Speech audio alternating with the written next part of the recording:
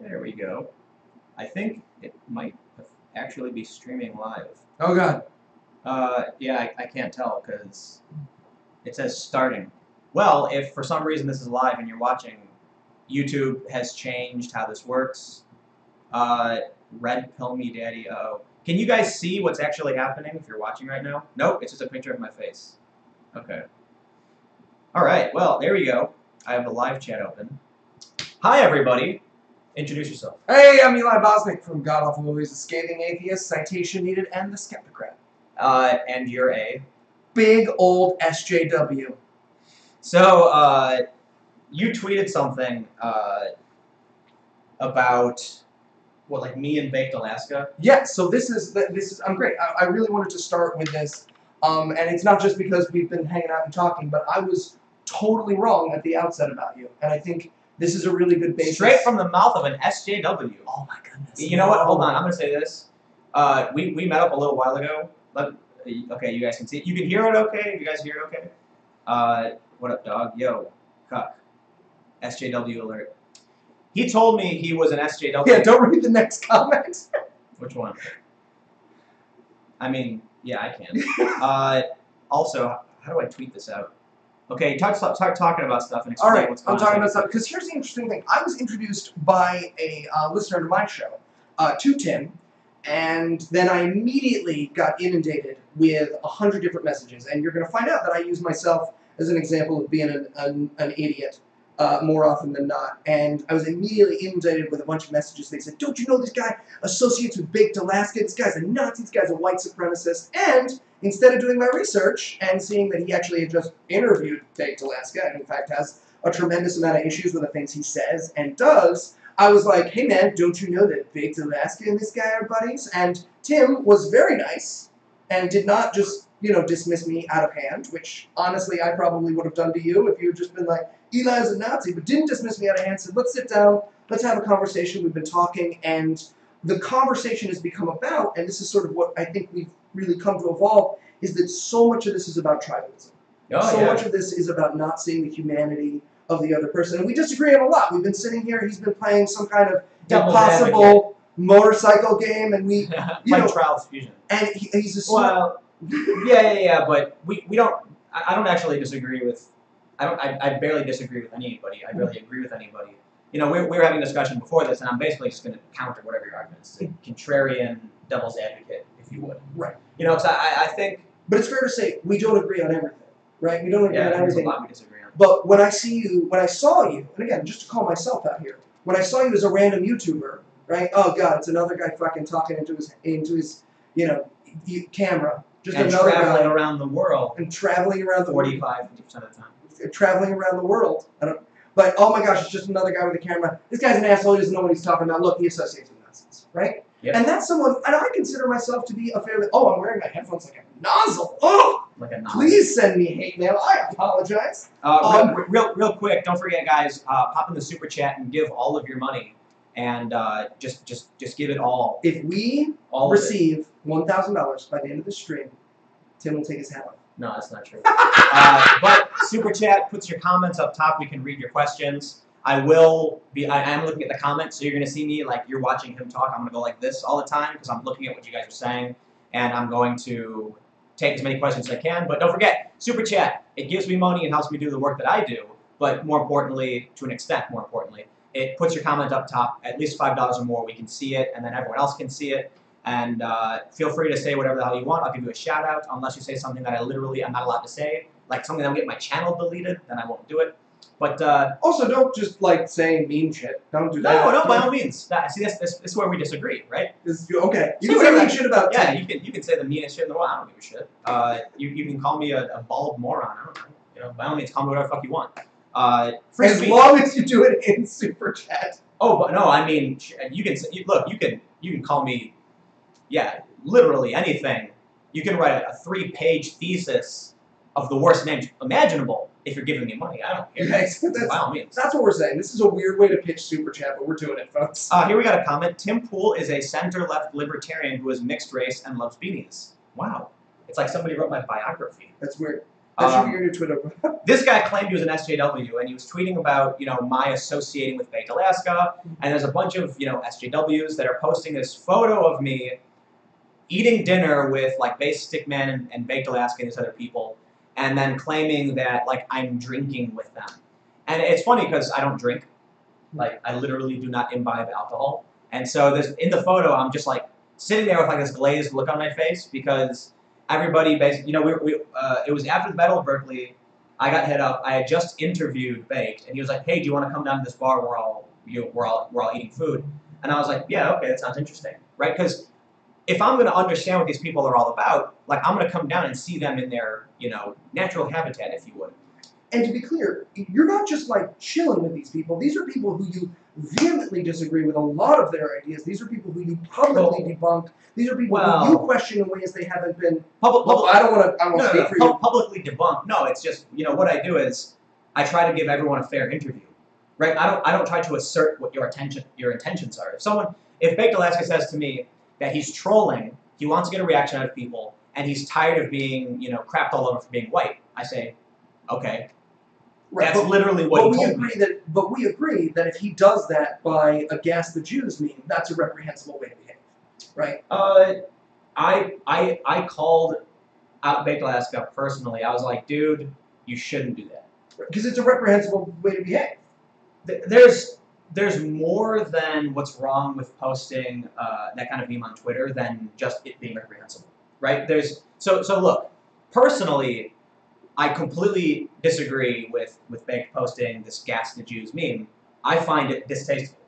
However, he's certainly allowed to do it. By all means. No one's saying he's not allowed to do it. Right. I personally, I'm like, geez, that's over the top.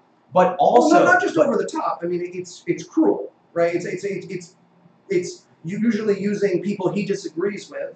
Subbing them into a Twitter picture. I'm not going to assert that childish pranks that are insensitive are the same thing as a direct physical assault on someone's face. I'm not saying it's the same thing, but you would call that reprehensible? No, I did say it was reprehensible. Okay, I didn't I personally find it distasteful. Okay. But I'm not here to condemn someone for posting a meme, right? The idea is, like, what you mean by I'm not here to condemn.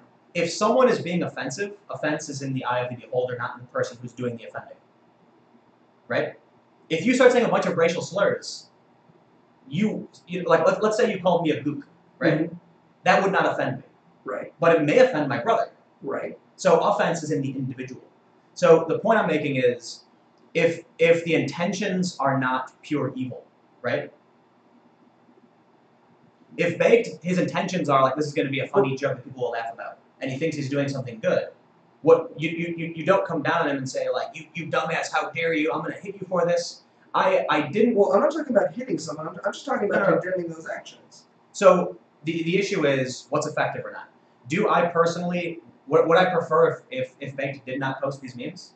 Personally, yeah. I don't like hateful... I feel like that's... Sorry, I know this is just like an... Oh, shit. Keep going. You missed a super chat, by the way. Someone super chatted it earlier, and then it ran out. Oh, it did? Yeah. Oh, that sucks. Someone earlier did. But we like you the best, man. We like you. Well, thank you for the comments. It was just some compliments. If I missed you, I apologize. All right. Tim Googpool. No. What I'm saying is... But doesn't that seem... And again, I'm not talking about oppressing language here. I want to be very clear. I'm a free speech absolutist, more so than most so-called free speech absolutists, because I keep my fan base from abusing people. Right? I believe in free speech to the extent you don't sound like an SJW. That's why I'm saying I don't believe you. Because the SJWs that we know and talk about are the ones who are saying, like, free speech, hate speech is not free. You can't say these things. Well, I think the reason why I personally claim and accept the term SJW is because I use my platform. I am incredibly lucky. Oh, what I miss. Someone from Sweden said, Tim, call me a bald cock. Don't let this bald cock tell you how to speak. BW. See, now that's not nice. That's weird. That's weird. Can you guys see the super chat? Yeah, it says by the way, #gas and then the in the thing. Right. It's gas the Jews. Right. That's a grown up. Why would a grown up? That's not a joke. That's a weird fucking thing to say. I don't think they're being serious. I know that they mean it as a joke. I'm not pretending that I'm not. Look, I'm not going to pretend that they don't mean it as a joke. I know they mean it as a joke, right? But what a weird fucking joke. Not to them. Isn't that strange, though? Like, So, look, right? You would never be like, hey, man, gas the Jews, no, right? Because I'd be like, what? And that's what I don't understand. We're, like... YouTube has created this... We agree. Like... That's weird. Do you want that person watching your show? Why not? Because they think gas the Jews is funny. Actually, absolutely they should be watching my show. 100% people who are posting these memes should be watching my show. You know why? Because the videos I do are, to my best ability, moderate, balanced. And I say it in most of my videos like, hey man, let's like not be so hateful to each other. And what I try to do is when someone says something like that, I don't say... Which is hateful. I agree it's hateful. No. Even if it's intended as a joke, it's hateful. To an individual who, like, the person making the joke, they don't think they're making people feel bad. They think they're making people laugh. Really? Why do you think they did it? Because they're trying to get me angry? No, I think they do it because they're being an edgelord. Maybe. I mean, look. I think they jump on the super chat. I think you got a new one. I think they jump on the super chat and they think to themselves, someone says you should, I should throw you back and find someone more warped. Yeah, they said he's not extreme enough. That's what I'm saying. I feel like he's taking advantage of me here by pretending to be an SJW. Well, my apologies. Instead of having a rational discussion. SJWs don't have rational discussions. Right? Yeah, I apologize for that. The point I'm trying to make is when people troll, I know some trolls that are, they consider themselves activists for the betterment of mankind, right? There are some trolls that post really outrageous things, and they do it because they're like, it's about free speech, and it's about forcing people to confront the right to free expression. And they genuinely believe that by saying things like, gas the, with the parentheses around it, they're making sure that the boundaries of free speech will always be on the far side of free speech. Like, it's the idea that if at any point people start policing themselves, like, oh, you know what, I don't want to be hateful, I'm not going to say that, then the window shifts and free speech starts fading away into this corner of policed speech. But let's talk about the intentions of free speech, right? Because I think one of the issues with free speech, as it's used in the dialogue right now, is not the intention of free speech as proposed by Locke, right? We're all Lockean liberals here, and Locke talked about free speech in the concept of the marketplace of ideas and forwarding good ideas and destroying bad ideas, right? All of those cool things that when you think of free speech, you mean. And while free speech certainly includes gas the Jews, and I would never say someone shouldn't be allowed to do something, right? And by that I mean legal consequences. I do wonder what it means when we as a society think that saying things that hurt other people, saying things that bully other people, right? Saying things that deal with the victimization, like I'm genetically Jewish for those of you who can't see my face, right? that deal with the genetic victimization of my family, right? My great-grandfather's brother had a fucking Holocaust, he had an Auschwitz tattoo, yeah, right? And for me, look, I understand that jokes are one thing, but I don't think that's intended as a joke. I think that's intended to shock and Super chat here from Berto Beat said, tragedy is the best subject for jokes. Gas the Jews is funny because it brings laughter and joy out of one of the worst experiences in history. Laughter and joy. Here's my question. Laughter and joy for who? It doesn't, I will tell you as a Jewish person, it does not bring laughter and joy for most Jewish people. Right? Because here's the problem with that idea. Maybe this person's Jewish. It's possible, right? But for most Jewish people, gas the Jews, right? Just generally, a reasonable person knows that if you say gas the Jews to most Jewish people, you are doing it to attack them. You're doing it to make them feel so here's what I'll say to the people who are commenting. How do you feel about the kill all men hashtag? Or recently there was an art installation where someone said kill white people and they had it repeated over and over again on their clothes and up on a wall. Because I've seen a lot of people say, hey man, that's racist, you can't do that. But I will say a lot of the condemnation from the right towards, I shouldn't even say it's the right, it's like the shitlords, there's liberal shitlords, there's conservative shitlords, there's conservatives. Calling it racism is basically more about the double standard. It's about consistency. That if you're going to say, oh, we're not allowed to say gas the Jews, then why are you allowed to say kill white people? Well, I personally don't say kill white people. Right. So you would agree that this progressive who did this art installation with kill white people over and over again should not have done it? Yeah, no, that to me seems like an attack on another person. Yeah. Yeah, I personally this is not a SAW. This is a clever. But I want to talk about that because the problem that I have when it comes to that is that super comment right? And like going on Twitter and harassing someone and making a meme where I'm in a gas chamber and saying "gas the Jews" or photoshopping me into porn, which is my favorite thing that trolls do. Well, I would say it's insensitive. Right. Well, it's not just insensitive; it's not art, and that's the problem. Is how is it not art? Okay, I mean we can get into no. We want to get in the deep. Come on, super chat. Someone super chat that we talk about postmodernism right now. I went to NYU for drama. Art is do it. I'm getting erect. Art is very complicated. You are not making me flick my nipple, and it is awkward. Okay. So let's jump to the comments. White privilege is a bullying term. So let's talk. Someone brought up something interesting. They said, "Why is Jewish tribalism, Black tribalism? Why are those things okay, but white tribalism is not okay?" Well, that's a fantastic question, and I'm gonna answer it in a little bit of a roundabout way, and then I promise I will answer the question. So yeah. It's gonna sound like I'm ducking your question, but I'm not. I think what a lot of people hear when they hear white privilege, and as a lot of your viewers, or at least that person, right? When they hear white privilege, they think you've never had it hard. You're a white guy. It's great to be a white guy. You can't possibly have any kind of absolutely, and people say it all the time, and that shuts them down to the terminology. Right? It shuts them down to the terminology. If someone gets in your face and says, shut up, you don't know what it's like you're a white guy, you've never been through hardship. And I think that's what a lot of people hear when they mean white privilege. When I talk about white privilege, and more importantly, and we should talk about this because this is very different, when academics talk about white privilege, they are talking about a very specific set of societal constructs, right? And we were actually talking about this before, right? Yeah.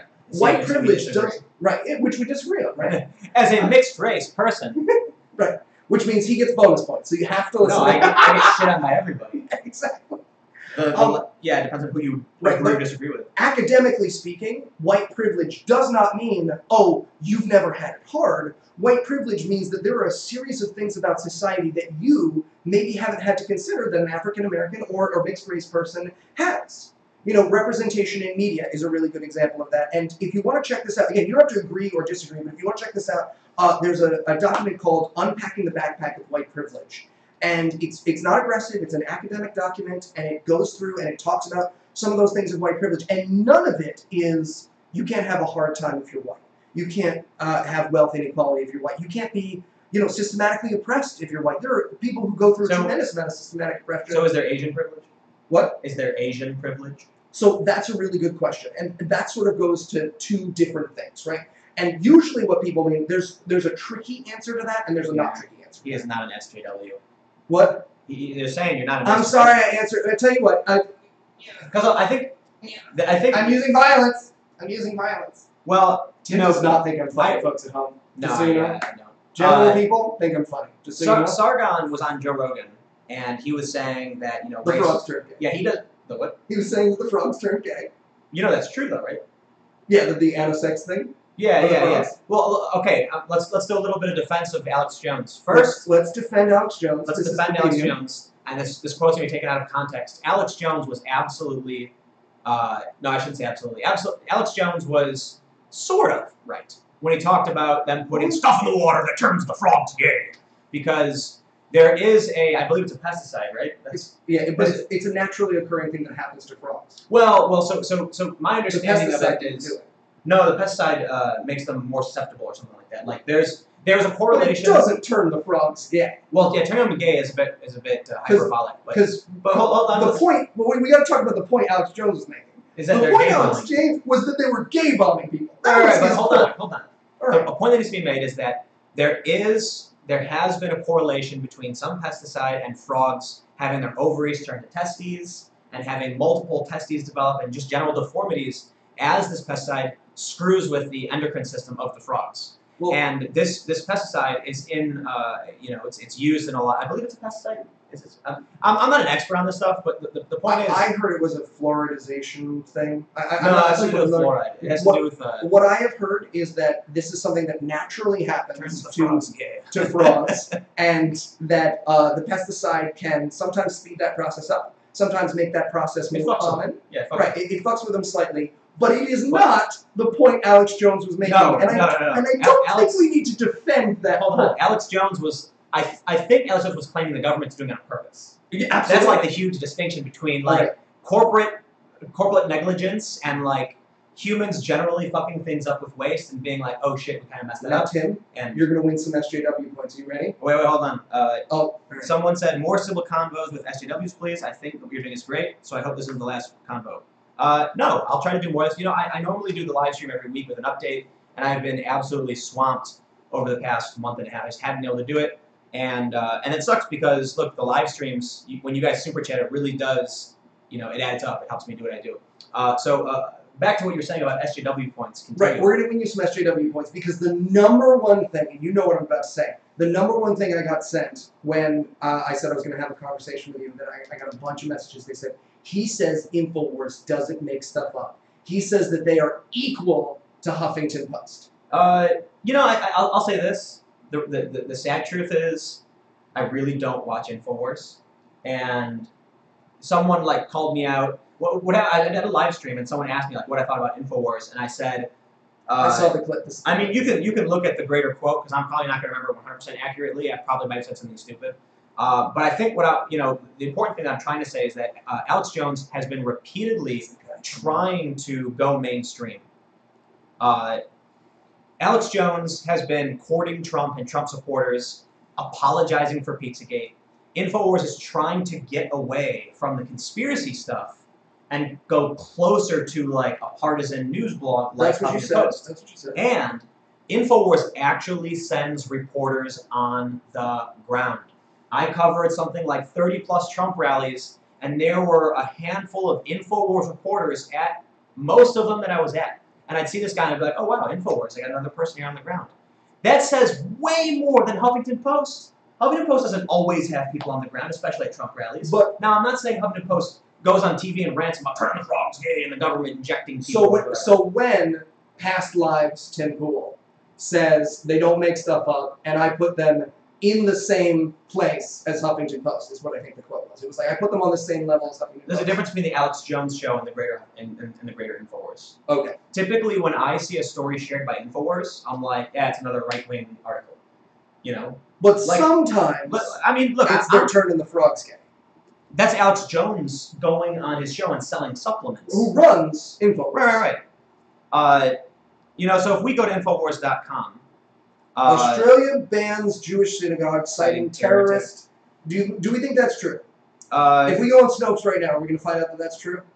Yeah, Snopes is not a good source. You want me to prove to you that Snopes is not a good source? I would. We don't have to do it live on air. Oh, let's do it right now. Snopes and NGO and Ferry and Migrant. And guess what?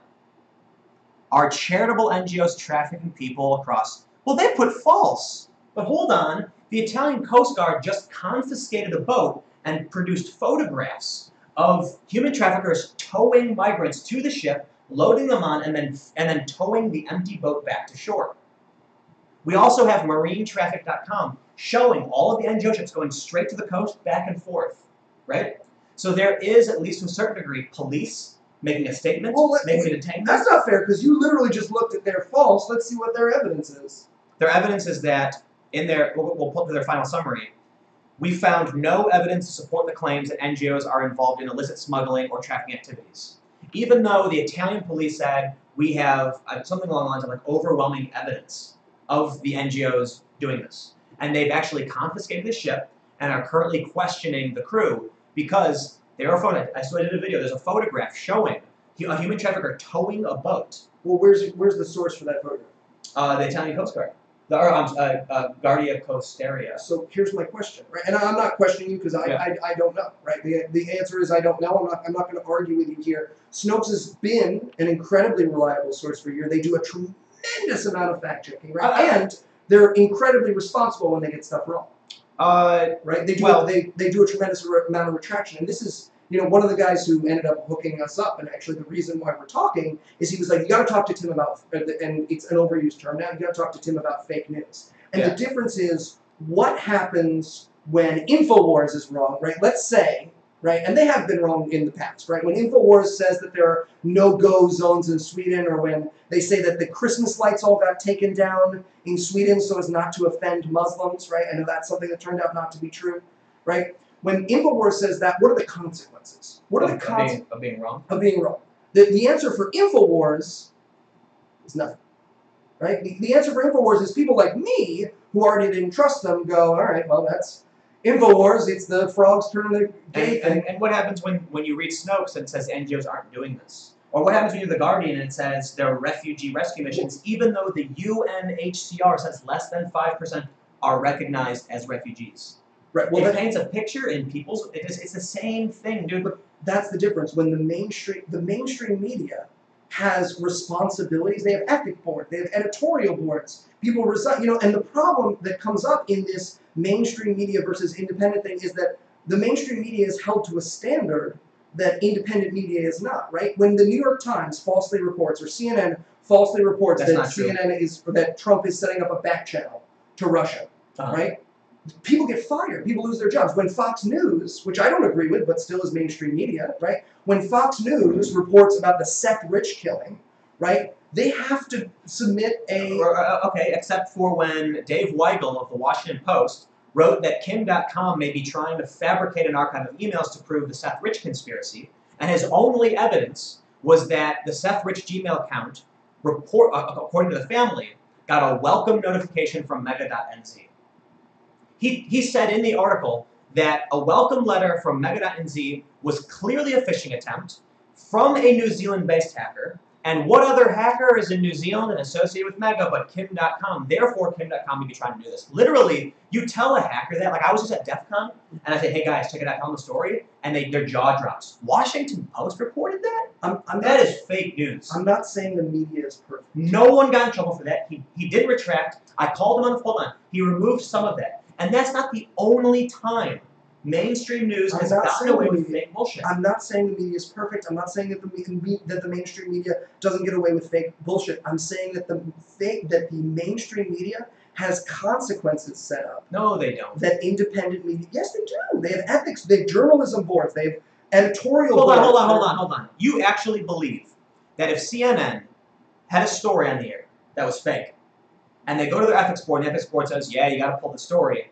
And they're like, this could seriously fucking hurt us. Like, we could lose a ton of money if we admit we were wrong in this one. You don't think that Zucker or whoever the fuck is running CNN's going to be like, shh, just brush under the rug. We don't want to lose advertising. You are attributing a level of mind reading and dishonesty to a tremendous group of people. Well, hold on. No, I'm actually bypassing the conspiracies here for Occam's razor. Why is it that the Washington Post, Dave Weigel, can put out this clearly made-up story? I'm not being hyperbolic. I am not exaggerating. To say that receiving a welcome letter from a company constitutes evidence that Kim.com is trying to fabricate emails to prove a conspiracy theory is literally some dude sitting there making shit up. And there was no consequence for that. You know why? Because they all sat there and said, let's just be as quiet about this as possible. I'm not saying that there's consequences 100% of the time. I'm not saying it's a perfect system. I'm saying there is a difference between the Washington Post and InfoWars, right? Because when InfoWars is wrong, nothing ever happens, right? Unless they get sued, right? When they get sued for Pizzagate, he has to get on the air, right? And that's when he says that the yogurt guy. And when Paul Joseph Watson repeatedly said that Sweden was a nightmarish hell zone, and then I told him that wasn't true, he actually still invited me onto his show to talk about what I experienced. And he flat out said, what was it like? And I said, well, you know, I don't think it was as bad as you said it was. And he went, wow.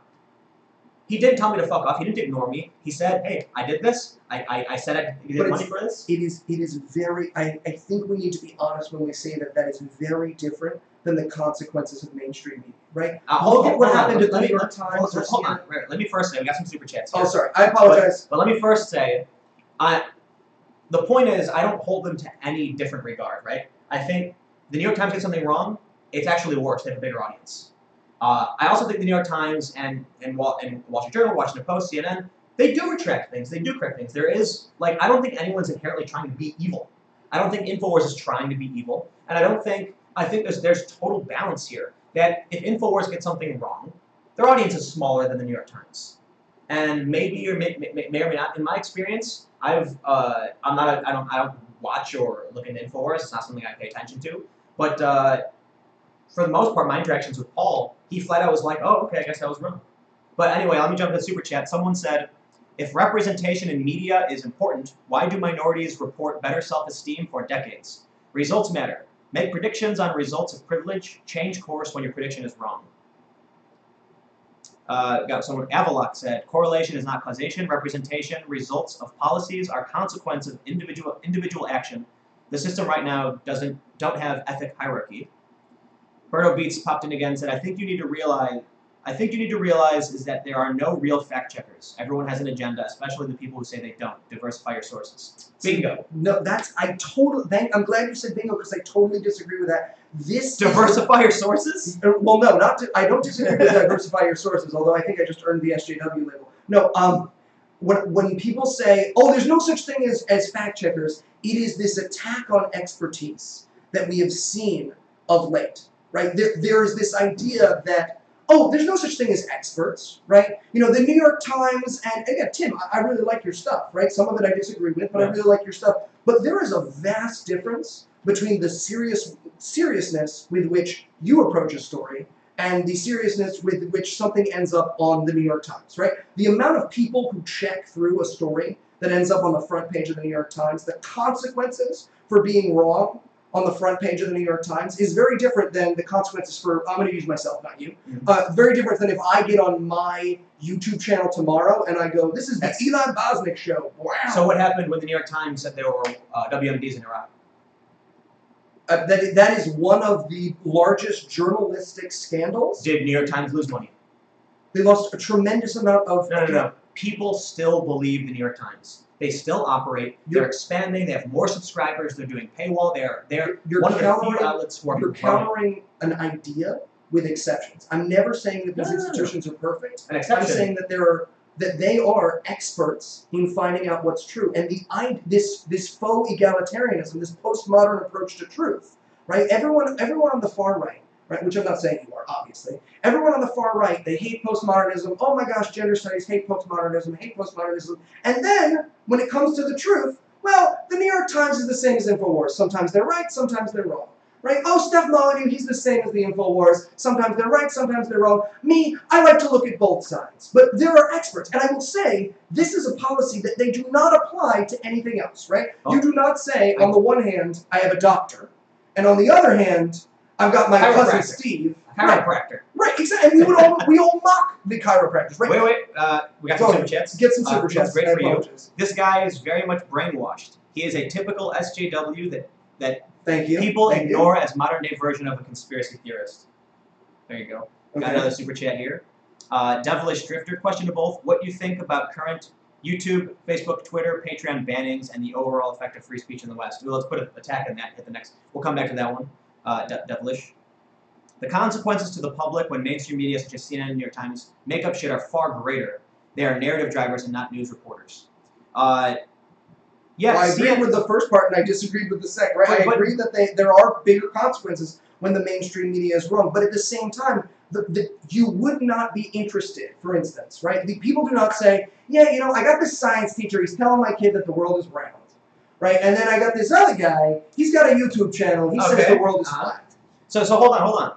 You agree that we should listen to the experts? Absolutely. Journalists are not experts. Journalists are not. Take me there. So you think that someone sitting in an office all day making phone calls is a political expert that should be talking about complex political ideology and complex political policy that half of the Congress people aren't even reading? What are journalists if not experts at relaying information to other people? Relaying information, exactly. So when you go to a doctor and the doctor says, I am a learned man with a degree, and I have learned and experienced in my surgeries that the appendix does X. Right. We say, wow, as a doctor. A journalist is someone who goes, I talked to a doctor, and I'm telling you, he told me that the appendix does X. And I'm going to say, you're not a doctor. But that's very different, because they're not the doctor. They are relaying that information. And that person has studied the difference between a mainstream journalist, someone who has a journalism degree. I'm sorry, man. Look, when I was 19, I went to the X Games. A friend of mine is one of the best female skateboarders in the world, and she performed the first ever, I'll go slow, backside lip slide down a handrail. It was the first woman to ever perform, again, you gotta go with me on this one, a backside lip slide down a rail. It was big news. People in the community were like, wow, we've never seen a woman pull off a trick like this. It's incredible. And the news wrote, the experts wrote, that First of all, her name is Marissa Del Santo, and they said Marissa dos Santos performed a backslide down a railing, and all the skateboarders laughed how stupid the journalist was for getting it wrong because they're not experts. You're using examples, not the problem is right. So let's the plural of anecdote is not data. Right. So let's look at the. I want to ask you a question. We should listen to the experts, right? Yes. I want to ask you a question. Do you believe someone who goes to journalism school is as good or equal to or better than relaying true things than someone who has not gone to journalism school? As good or neither. So journalism school, in your opinion, has no effect on how good someone is at relaying true things. Yes. That is an extraordinary. You know why? You know why? Because out of the two of us, I'm actually someone who's given guest lectures and has spoken to these colleges. Oh, you know more than I'm asking you. I'm not telling you. I fucking podcast. So I'll flat out say I'm a comedian. I can't tell you how many times I've been invited to speak at journalism courses because the professors are progressives who want to talk about the politics of socialism. I have been invited to speak at colleges about journalism. I'm like, this is fantastic, and they say, man, I'm just a huge, Occupy Wall Street fan, and I think if we just tax the rich, and I go, what the fuck does that have to do with journalism? Colleges are very, very progressive.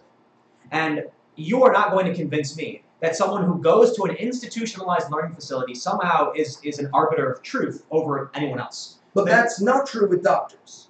Well, doctors are different. Doctors are talking about factual knowledge, not political ideology. Political ideology, and in fact... Journalists don't talk about factual knowledge? Journalists aren't the experts on. Journalists don't perform surgeries, right? No, but they interview the surgeons, right?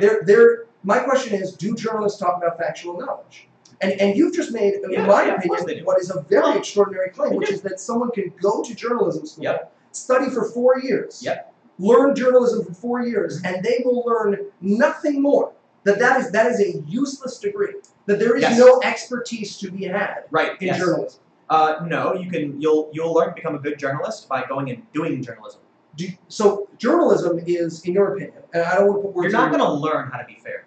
Well, I want to ask you, journalism, in your opinion, is different from surgery. It's different from science. It's different from acting. It's different from music. It's different from violin. It's different from everything else, in that you can study it and learn. You know what journalists learn in J school? I don't know. They learn how to write. They don't learn how to tell the truth. They don't learn how to be a doctor, how to be a race car driver, how to be an astronaut. They learn how to write a story. They learn the structure of a story. They learn how to listen to their editors. That's what they learn. They learn how to use a computer. And in some instances, schools have them doing, archaic and rudimentary practices like writing in a notebook. You learn, school in general is bad. School's shit. I feel like we're going the school direction. I feel like you want to caveat that? No. Don't go to school, kids. Fuck school. Got some super chats, and then we'll come back to this. Someone said he's waiting for you to respond. This is from ILMAOS. Laughing my ass off. Exist. He's waiting for you to respond. He doesn't want to understand you. He's not listening to you. He's just going to rebut you instantly every time. Close-minded. I mean, I feel like I'm kind of doing the same thing. So that's like kind of a debate. It's kind of a conversation. I apologize if I'm coming off that way. I do my best. What is his opinion of what you witnessed in Sweden and Germany versus what our American media reported? Omar Dunn. He's implying a liberal arts degree instills a journalist with unshakable morality and deep-seated ethics. I'm not saying it implies. Why would someone be honest simply for going to school? I asked a very simple question, which is whether or not someone became better at relaying true facts when they went to journalism school, and you have said that is not the case. Not the case at all. Not the case at all. That's a very strong claim. Why am I so good at relaying true facts? I'm a high school dropout. Let me ask you a better question. How would you convince someone that who do we think is a bad journalist? Let's use Eli Bosnick. Eli Bosnick, bad journalist, right? Fat, bald, wears sneakers with Velcro on them, even though he's 30 years old. Can you put a tag on it? Yes. Just don't forget it. I just insulted myself. A ton of super chats. So yeah, $1,000. We'll take the hat off. Do it, people. Limerick Man said, burning of books by the Nazi socialists is an act of censorship to prevent information to get to people. Modern day removal, hiding and banning different opinions. SJW is destroying free social media. That might be a question, I'm not sure. But, yeah, I don't understand. What have I said that indicates hiding or banning? Well, just don't forget what you were going to say. Yeah. Because you might lose it. But Chrono454 says, individual journalists have credibility, organizations don't have credibility.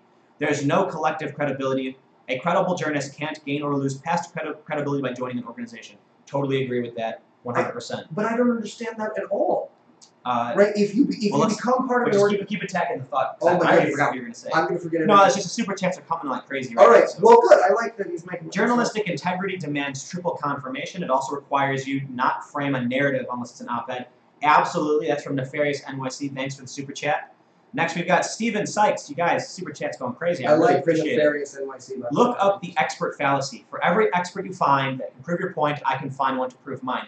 Yes. What? Absolutely. No one would say that about any other subject. Journalism is an action, not a reaction, from Madeline Alicia. We got a lot. We got a lot here. But there's one more big I want to talk super about chat. that expert fallacy thing, because that blows my noodle. So, Kyle Chamberlain said, fuck school, Tim Pool, you are instantly and permanently my new favorite person. As a software dev who skipped college, I totally agree. Yes, because I can't tell you how many friends I have that went to school and had their lives destroyed. I kid you not. How many people have come to me and said, Tim, I want to be a journalist and I want to travel the world. And you know what I say? Here's what you got to do. Find a job. Save some money. All right? Buy a plane ticket, go travel, and cover that story, shoot a video, upload to YouTube. And you know what they say to me? I can't do that because I got to pay back my student loans. I can't tell you how many emails I've gotten from kids saying, how do I do what you did? Man, Vice was so cool. Tim, you're so awesome. How do I be a journalist too? And I say, dude, it's really easy. I'm nothing special. Just, you could get a plane ticket to, California. When Ferguson happened, plane ticket for a couple $100. Go down there on the ground, stay safe, but film video, talk about what you see, post it on the internet, and they go, I have work tomorrow. And I say, hey man, what's more important, your job at McDonald's, your job in the office, or following your dreams? And they say, well, I've got an apartment I got to pay for. And then I'm like, okay, like that I understand, but maybe you go crash on someone's couch for a little while. Yeah, but even after all that, what about my student loans? They can't do it. Student loans lock people down and restrict opportunity and freedom of movement, and there's no guarantee you're going to get a job, and there's no guarantee that degree will do anything for you. And I'll say this. I was a director at a nonprofit, and you needed a degree, a college degree for that job. And you know how I got that job? You don't know how I got a job without a college degree when you required a college degree? When I sat down with my resume, the director was like, my resume was shit. It was like typed up on a typewriter. I was basically homeless in Los Angeles. But I had been a fundraiser at another nonprofit as a manager, okay? I actually did the work and I got some accolades, busting my ass and raising money for a nonprofit. So this director said, you know what? Yeah, I know you need a degree, but I'm willing to listen to this person because if they were a manager at this other company and did this well, like, I'll hear them out. And so we had the meeting, the interview, and they said, well, I really, really like your resume, I like your experience, but you don't have a college degree. And this job requires a bachelor's degree. And I looked this director right in the face and I said, I'll tell you what, you want to hire a college student who has no experience working in this field? Go and do it with my blessing. But if you want the best director you've ever seen who's going to raise more money for your nonprofit than anyone else could do, you hire me. Let me know when you're serious, and I'll be back. And she said, I'll give you a call. And the next thing I knew, 2 days later, they said, the job's yours. No degree. And guess what? You want to know another secret? I'm a high school dropout. I got to work for American Airlines, right? Because guess what? I took one college course at a community college. And you know what my highest level of education became? Some college. Some college qualifies for high school dropout. Let's address this, because it's obvious, right, taking everything there, and you lost a bunch of super chats, by the way, you missed it. No, it's right there. Okay. Taking all of that with it, this expert fallacy idea, and the things you've just said, I really do want to push back, because you're an extraordinary person. It's obvious that you're an extraordinary person, but education, right, is the process... What else? Okay. Baked Alaska is watching. He says, I learned more about business from shitposting on Twitter than my 4-year market degree from a $50K a year private school. Fuck school. It's your friend Baked who's watching. It's Baked. Hi. I don't know. How's it going? You want some comedy notes, Baked? So by Baked Alaska giving me money, does that mean I'm being funded by Nazis? Technically, right? Isn't that? Does he self-identify as a Nazi? I don't. No, he doesn't. I don't like to call people a Nazi if they're Nazis. Someone said education is greater than school. I believe it was Mark Twain who said, "I never let school get in the way of my education." Okay, wait. We really need to talk about this expert fallacy because this is something that people would not involve themselves in any other field. Look, you're extraordinary, and you're a journalist and I'm not, right? I'm a fucking podcaster, I make dick jokes for a living, and for me to sit here and go, oh, let me tell you about how the best way to convey true information is. But let's be clear that no one would be making this argument about surgery. No one would be making this argument about science. That's not true at all. No one would be making it about... Hold on. There are vaxxers and anti-vaxxers. Right, but those anti-vaxxers are wrong. Well, they're certainly making the argument... but they're wrong. Tim, tell me the anti-vaxxers are wrong. I will shoot myself in the face. I don't think you know who I am. Tim. I don't believe anything at all. All of my decisions are based off of probability. Now, in my opinion, the likelihood that vaccines are a good thing is greater than they are a bad thing. Humans have eliminated diseases. They no longer exist in some cases. Except in laboratories. I think smallpox, like the US and Russia, have strategic reserves. God help us. Why the fuck do they do that? But I guess the idea is that if smallpox happens, they need to contain it, and they've got something we're going to cure. I don't know. But the issue is, hold on, listen. You say that the anti-vax people are all wrong, and that is a dogmatic approach to science. Science accepts the fact that we were never 100% correct. There is a probability. I don't know what the probability is that anti-vaxxers are in fact correct. Would I have my kids vaccinated? Yes, I would. Does that mean I think there should be a government in it for other people?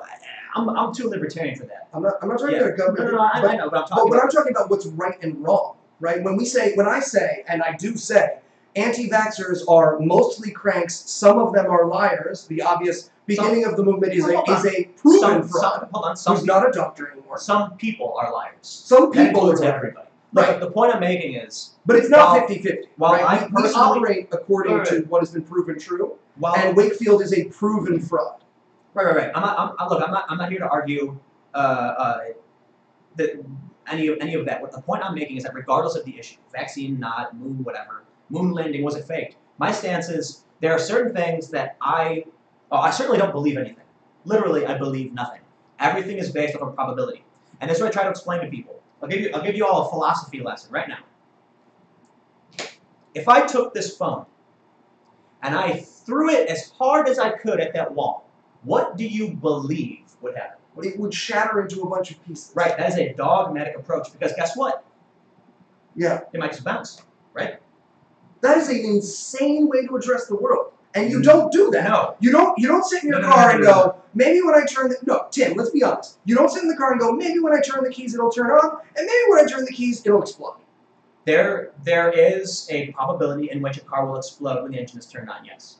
Right, but it might be like 0.00001. But you don't live your life according to that, right? Yes, I live my life according to the probability. The decisions I make are based off of the most likely to occur. Right, so it's not... You don't say it's a dogmatic belief that I just turned the car on. It's a dogmatic approach to say, I believe that phone will shatter if you throw it at the wall. Because guess what? You can be wrong. You can be wrong. My phone might hit the wall and bounce right back and be totally fine. There is actually a decent percentage that if I throw my phone at the wall, it will just get a dent in it. And you said it would shatter, right? My approach to any problem is not to say, I know definitively that X will happen. It's that I say, if I throw this, there is a 79.7% chance it will break the glass. There is a 3% chance this will break. There's a 7% chance it'll break open. And there's a 0.02% chance the battery will puncture and ignite.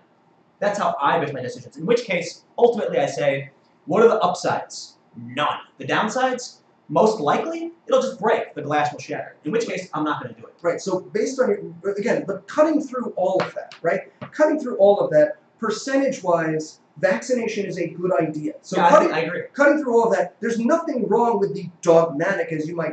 when I say dogmatic, there's nothing wrong with the dogmatic trust in scientific institutions because the only reason that you have those percentages is because you believe in experts. You haven't done the scientific experiments yourself. You've trusted... Which is why I don't believe things definitively.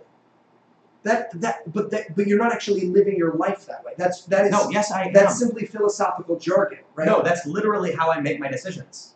I don't say like, look, The moves I make are all planned in accordance with variables. Everything I do is analytical and mathematical. It's right, but the reason why you have a 99.99% confidence rate in based on my vaccination personal experience. is not just off your personal experience. It's because you trust in experts. Well, I didn't say I had 99.9%. Whatever, 90%, right? Whatever your percentage is, it's because you trust in experts. pretty It's not because of your own personal experience, right? It's not The issue when is you use your own listen. personal experience. But no, this is very important because this is what happens to anti-vaxxers. Anti-vaxxers use their own personal experience, right? Where they get a child vaccinated, and right after the vaccine, symptoms of autism start to show up, and based on their personal experience, not the opinion of experts, they go, vaccines cause autism. My daughter was Which fine. is a question of trust.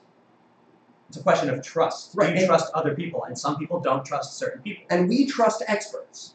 No, because listen, hold on. First, let's hit these super chats up. We got Brendan O'Grady said the issue has never been with reporting the facts. It's with the reporter's ability to present the facts while managing their intersection with nuance. They don't know when they're technically wrong. I agree with that. Limerick Man says, why do modern-day socialists defend shadow and outright banning on social media like the Nazi did? We need to put a pin on that one and talk about the bannings on social media because this is another issue. You're not going to find me defending. I mean, I'm going to talk a little about what I think of free speech, but I am a core free speech absolutist. Right, your favorite free speech warrior. So there's certain things you say where everyone's like he's an SJW, but you're certainly not the SJW everyone's always complaining about. Well, I think that's because let's the talk about SJW. the expert. Let's talk about the idea of the expert. Is a shaman an expert? No. What? Why not? I don't understand the question. Can you? If you have an ailment, Mm-hmm. do you think a medical doctor in the United States knows better than a Amazon shaman? Yes. Why?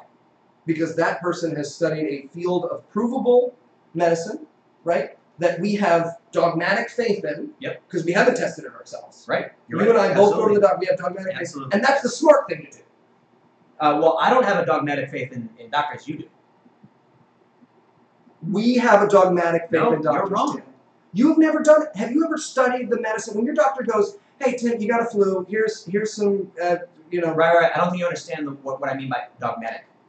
What do you mean by dogmatic? Like you will just outright be like, the doctor's right. Of course, the doctor's right. Do you mean so? You're saying that anyone who questions anything.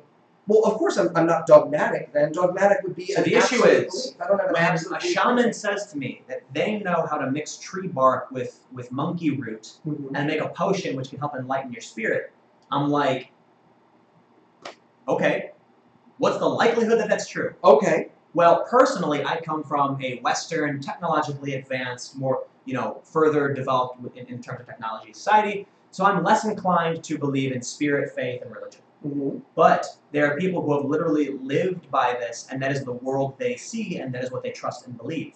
You all have to consider that Those people are demonstrably wrong. Right, but also you keep in mind that pharmaceutical companies have profits to maintain.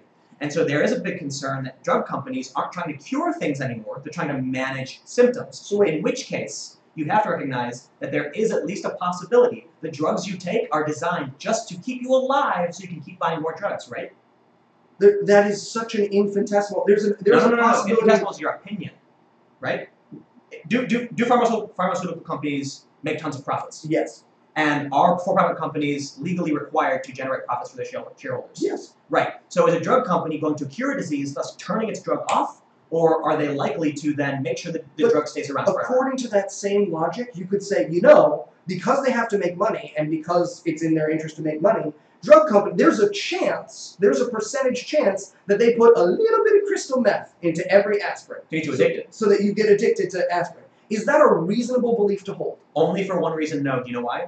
Because the street value of that aspirin would exceed the retail value. You understand the example. You understand the example I'm giving. Because this misfaith in experts, I don't believe. Cigarette companies sell addictive products. Mm-hmm. And it makes money for them. Look, the fact is, what I'm saying is that when a doctor says this will do X for you, I give it like 80, 85% chance it will. You know why? Because I've taken a ton of drugs before they do what they claim. 85% chance. Now here's my question. You know why? You know why I say 85? Mm-hmm. Because I got a kidney stone a couple of years ago, and they said, we're going to give you morphine. It's going to kill the pain, I guarantee it. Guess what? It didn't. They do shit. So you trust your personal experience more by than the opinion of experts. I trust them 15% less than absolutism. Meaning, just because morphine didn't work doesn't mean every drug will fail, but I acknowledge that not every instance in which they claim something will happen, it will. So Tim, tell me this. They gave me Toradol. Tim, that worked. Tell me this. If one of these anti-vax parents comes to you, and there are dozens, right? There are dozens and dozens, and they come to you and they say, Tim, look, I used to trust the medical establishment as well, but I saw with my own eyes my child got autism from the vaccine. What is the argument you make to help them understand that they're incorrect? I would tell them it's the, what's the fallacy? That's fallacy of personal experience, whatever it's called. But see, I think this is what you're engaged in now. When you say, I need to experience it for myself, I don't have dogmatic belief. You do? These are people who... That's not what I'm saying, though. You don't understand. You completely misunderstand. What I'm saying is that when you go around saying, definitively X will happen, and not acknowledging there are probabilities outside of your expectation, you will get things wrong a lot. You'll be unprepared. Absolutely. So guess what happens when the doctor says, listen, when the doctor says, Tim, morphine will do you right. You know what I said? Mix it up. Is there anything else you can give me? And they said, we have a Toradol. And guess what? Toradol worked. The morphine didn't. Now the average person would be like, give me the morphine, doc. You're right. Hit the morphine and go, it's not working. What's happening? And the doctor's like, I don't know. Then get something later. But I was like, sure, I'll take the morphine, and is it going to work? Well, yeah, we believe it most likely. Okay, what if it doesn't? Is there anything else you have? Yes, we do. Right? So the fact that I base my decisions off of a probability means, and then again, probability is also my personal calculations and experience, meaning it's extremely subjective. Right. Absolutely biased. But that means... So what happens without that faith in expert? Here's my question. Without that faith in expertise, right? Without that slight bit of dogmatism, right? And I'm not speaking against skepticism. But it's not dogmatism. You're a skeptic. I'm a skeptic. Right. But without that untested faith, right? Because that's what dogmatism is. It is an untasted faith. No. Dogma is when you say something like, all doctors are right all the time. All right. So let me say this: with that faith-based belief, right? If you do, how do you prove yourself wrong? If I don't have a faith-based belief. What do you mean? Right. If you're not, and I'm saying, if you don't have in part faith-based belief, right? The testable claims where you have never gone to medical school, you cannot test the claims of your doctors, right? So you're using your personal experience when you are wrong. So let me ask you something. What do you think about fluoridation in the water? I think it is one of the modern miracles of all time because people. Did you know that the National Health, the U.S. recently put out a report, something about 36 studies showed that exposure to areas that had a higher concentration of fluoride in their area, the children scored a ½ point lower on IQ tests? I feel like that, I do not know about that. I feel like that is easily Googleable to be untrue. Fluoride lowers IQ. Yeah. Let's see what Snopes says. What's the source here? Harvard study confirms fluoride reduces children's IQ from the Huffington Post in 2013. Okay, so this is from 2013. Can you go to Snopes? You like Snopes. I do like Snopes. Snopes says false. So, reported by InfoWars. I gotta be honest, I don't use InfoWars as a source. No. They were saying that the fluoride thing is reported by InfoWars. Right, yeah, I know. That's what I'm saying. I don't use InfoWars. No, Snopes was saying... I know, and I laughed, saying, right, yeah, I don't... no, they're just countering that. I'm sure they're going to talk about the point that you just made about fluoride. The point is, there was a .gov that recently published something.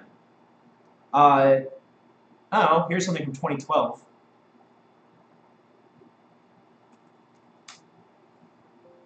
Harvard.edu. So let me ask all you who are watching, what's a better source, Snopes or Harvard.edu? What would you say? Well, the problem is you don't know how to read that paper. And okay, I know, but the Harvard EDU, they very graciously produced a summary that says the average loss in IQ is reported as a standardized weighted mean difference of 0.45, which would be approximately equivalent to 7 IQ points for commonly used IQ scores with a standard deviation of 15. Yada, yada, yada. Thus, children in high fluoride areas had significantly lower IQ scores than those who lived in low fluoride areas.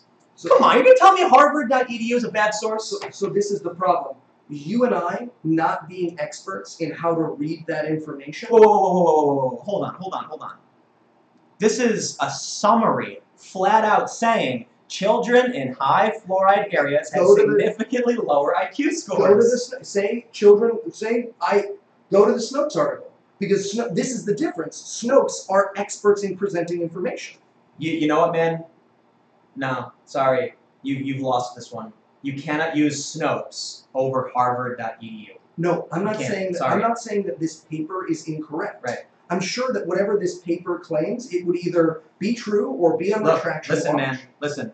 If Harvard.edu very clearly and plainly states that children in high fluoride areas have significantly lower IQs than those in low fluoride areas, I gotta go with the experts on this one, right? Let me check. Snopes are not the experts. I'm gonna check. For those that are watching, what do you think? Is Snopes a better source than Harvard.edu?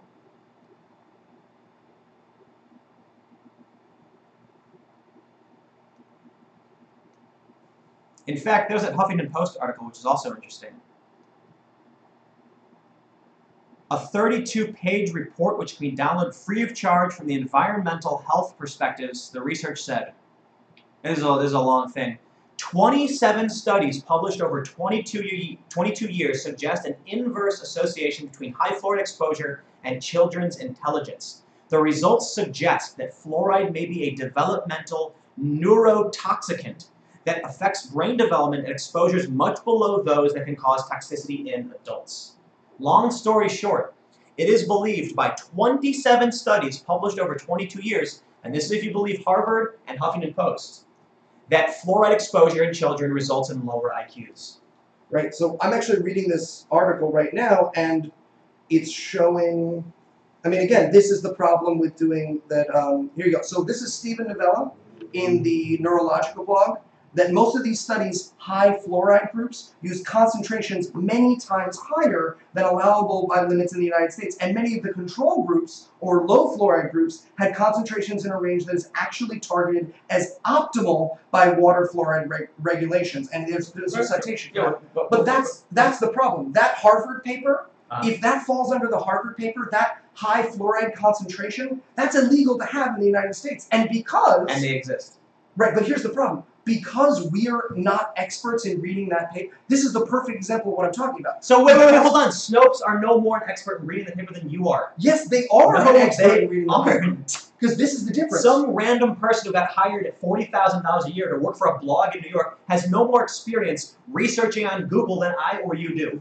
I could easily write intellectual jargon and put a citation to the Harvard study and say they're wrong because Harvard backs me up. No, the difference though is that I just explained the difference, right? So now it's not just, oh, this is some random on Snopes. This is neuroscientist Stephen Novella, who wrote about this on his neurological blog. Which, that's again, one person? There's a Harvard has 27 studies. Right, but that's Stephen Novella, who's a huge deal in neuroscience. So what you're saying is that one guy outweighs 27 studies. Bro, here, you are a news article in the Sacramento Blue declares... I don't care if one person, right? This is your dogma. This is the dogma I'm talking about. But he's an expert. It doesn't matter. I got 27 studies, probably with 4 or 5 experts in each of them. But he's providing the information and debunking it. It's not. I'm not just like, well, Stephen Novella says this, right? Listen. You want a reasonable person to agree with you. You're not going to convince them that saying my one guy debunking your article outweighs 27 studies.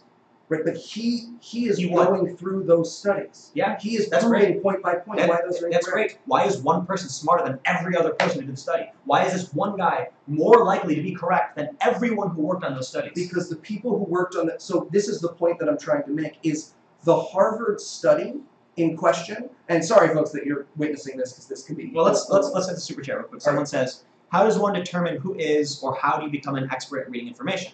This guy you're quoting. What if he's just a fucking chiropractor who decided to write a blog?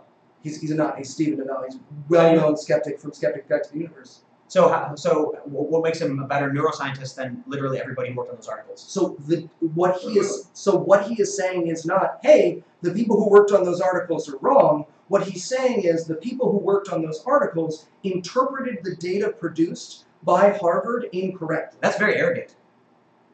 But he's the person to do, and he provides all the evidence. So how is Harvard wrong about their own study? So that's what this article is, and you can go. He's like, Harvard did a bunch of studies, and they were all wrong. Harvard, you misinterpreted your own data. I'm smarter, and I'm not affiliated with Harvard. Okay, so this is the article. Listen, man, let me just tell you this: when you claim that one person that you like is better than 27. Oh, you are an anti-vaxxer as far as I'm concerned. No. You're the same shit. He's I don't not. care. I don't know who he is. He's not saying that that's wrong. He's saying that your interpretation of it is wrong. He's not saying. How do I interpret Harvard saying flat out, children in high fluoride areas had lower IQs than those in low fluoride areas? I'll read it to you again. I know what he said, right?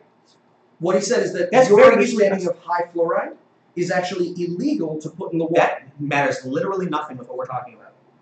Just because something is illegal doesn't mean it's not happening.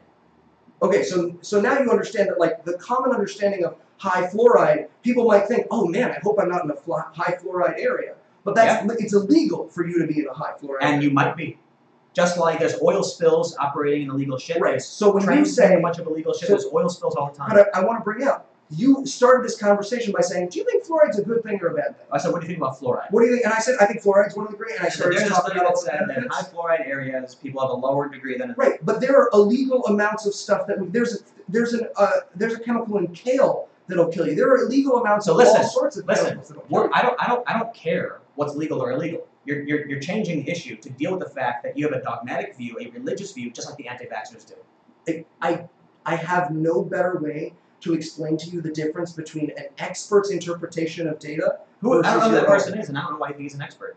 Okay, then you need to. And again, that is not my fault. No, listen. It is not my fault that you don't know who Stephen Denell is. You arguing something is illegal, and I'm understanding the word high wrong is a deflection of the actual issue. That sometimes cities put the incorrect amount of fluoride in their water. So, Tim, let me ask you this. Hold on. Look, is it possible that we are in a high fluoride area? It's possible. I don't know. What if fluoride was illegal to put in water?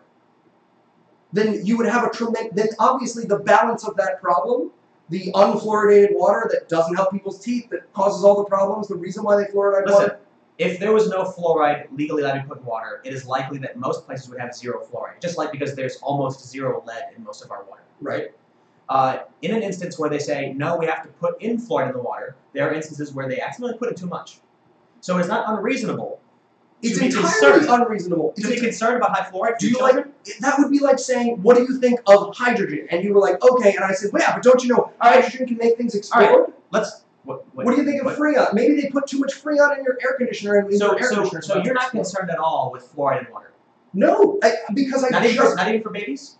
No, because I just took 3 seconds to Google it and found an opinion of an expert interpreting data that I cannot understand. What about nursery water? I don't know anything about it. They literally advertise gallons of water with added fluoride for babies.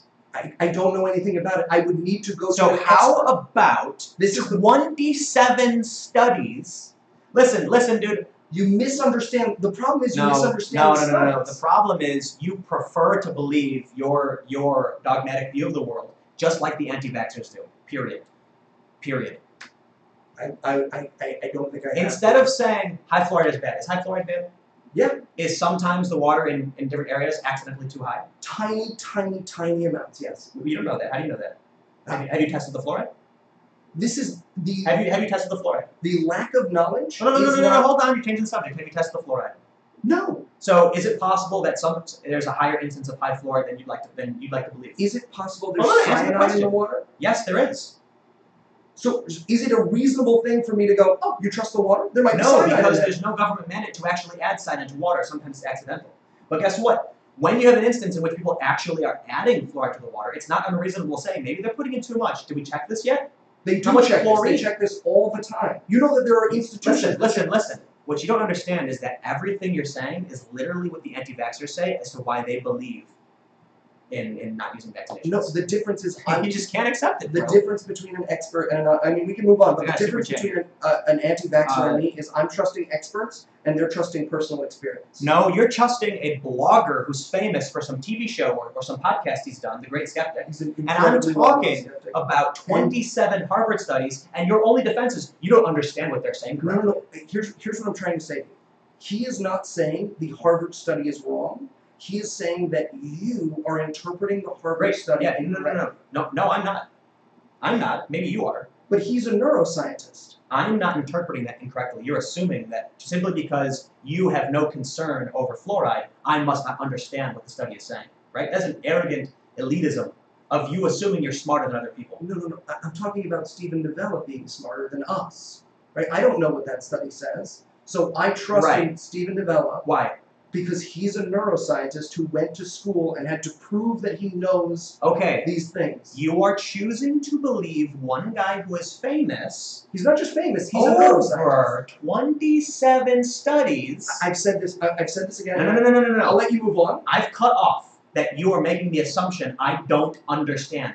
Just because smart-ass elitist is going to say, listen, I'm smarter than you and you are reading the data incorrectly, doesn't mean that's true. I full well understand that higher includes illegal levels of fluoride. That isn't the point. The point is high levels of fluoride are bad for you, period. I don't give a shit what this guy's trying to do to deflect from the issue, that fluoride in high amounts is bad for you. Well below, according to Harvard, regardless of what this guy assumes, I think, well below what is considered toxic in adults. Children are more susceptible to fluoride at much lower levels than adults are, as per Harvard study. That's important because we sell nursery water to mothers to give to their babies.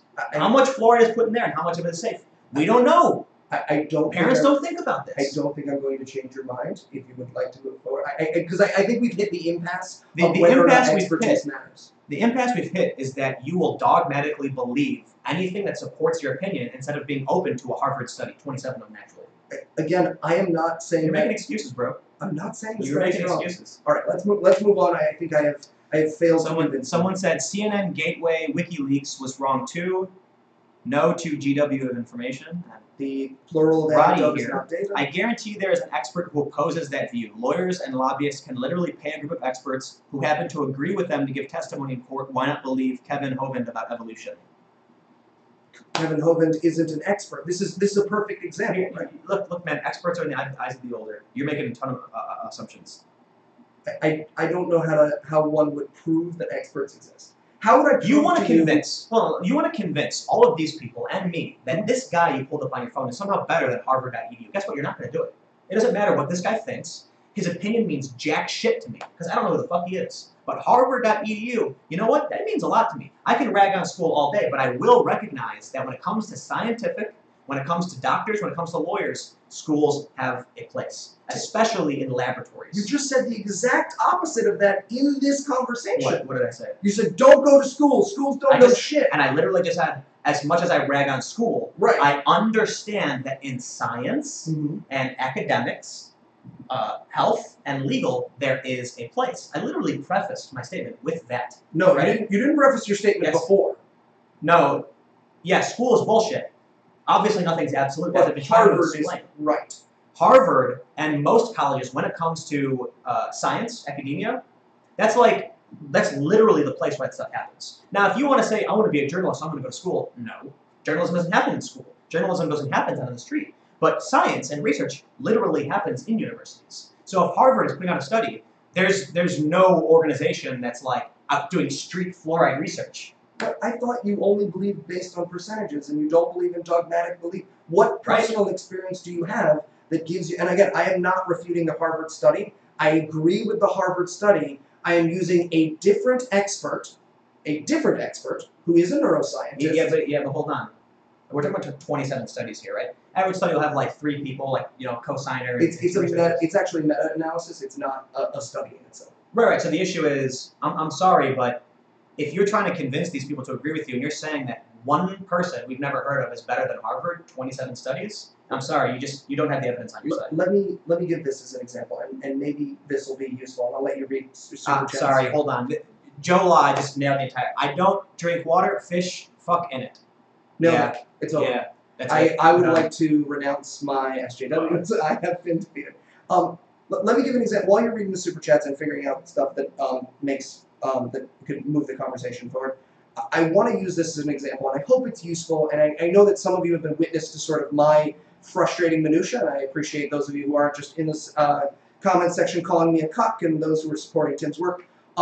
If I find a bunch of statistical data from a math thing, right? A bunch of math stuff, and I interpret it incorrectly. And there's a famous mathematician who says, no, Eli doesn't understand this data, and there's a paper writing that says the number 3 doesn't exist. Eli doesn't understand this data. I'm a Harvard mathematician, and you should Google Steven Novella and see who he is. Like, again, you don't need to have faith in me. I'm a fat podcaster, and I understand not believing in me. I don't believe me either. But Steven Novella knows what he's talking about. Hold on. Steven Novella and Skeptics Guide to the Universe are SJW garbage. Glad I got away from that crap long ago. Sorry. Not convincing. That's literally just someone who doesn't like their politics. They're not questioning their academic credentials. Why am I going to assume that you know better than this person? If this person says Steven Novella's bad, you say he's good, what am I supposed to do? Just arbitrarily decide to trust one of you? No, Google it. Google who Steven Novella, not just you, everyone. Now you sound like Cenk. Google it. I don't know who Cenk is.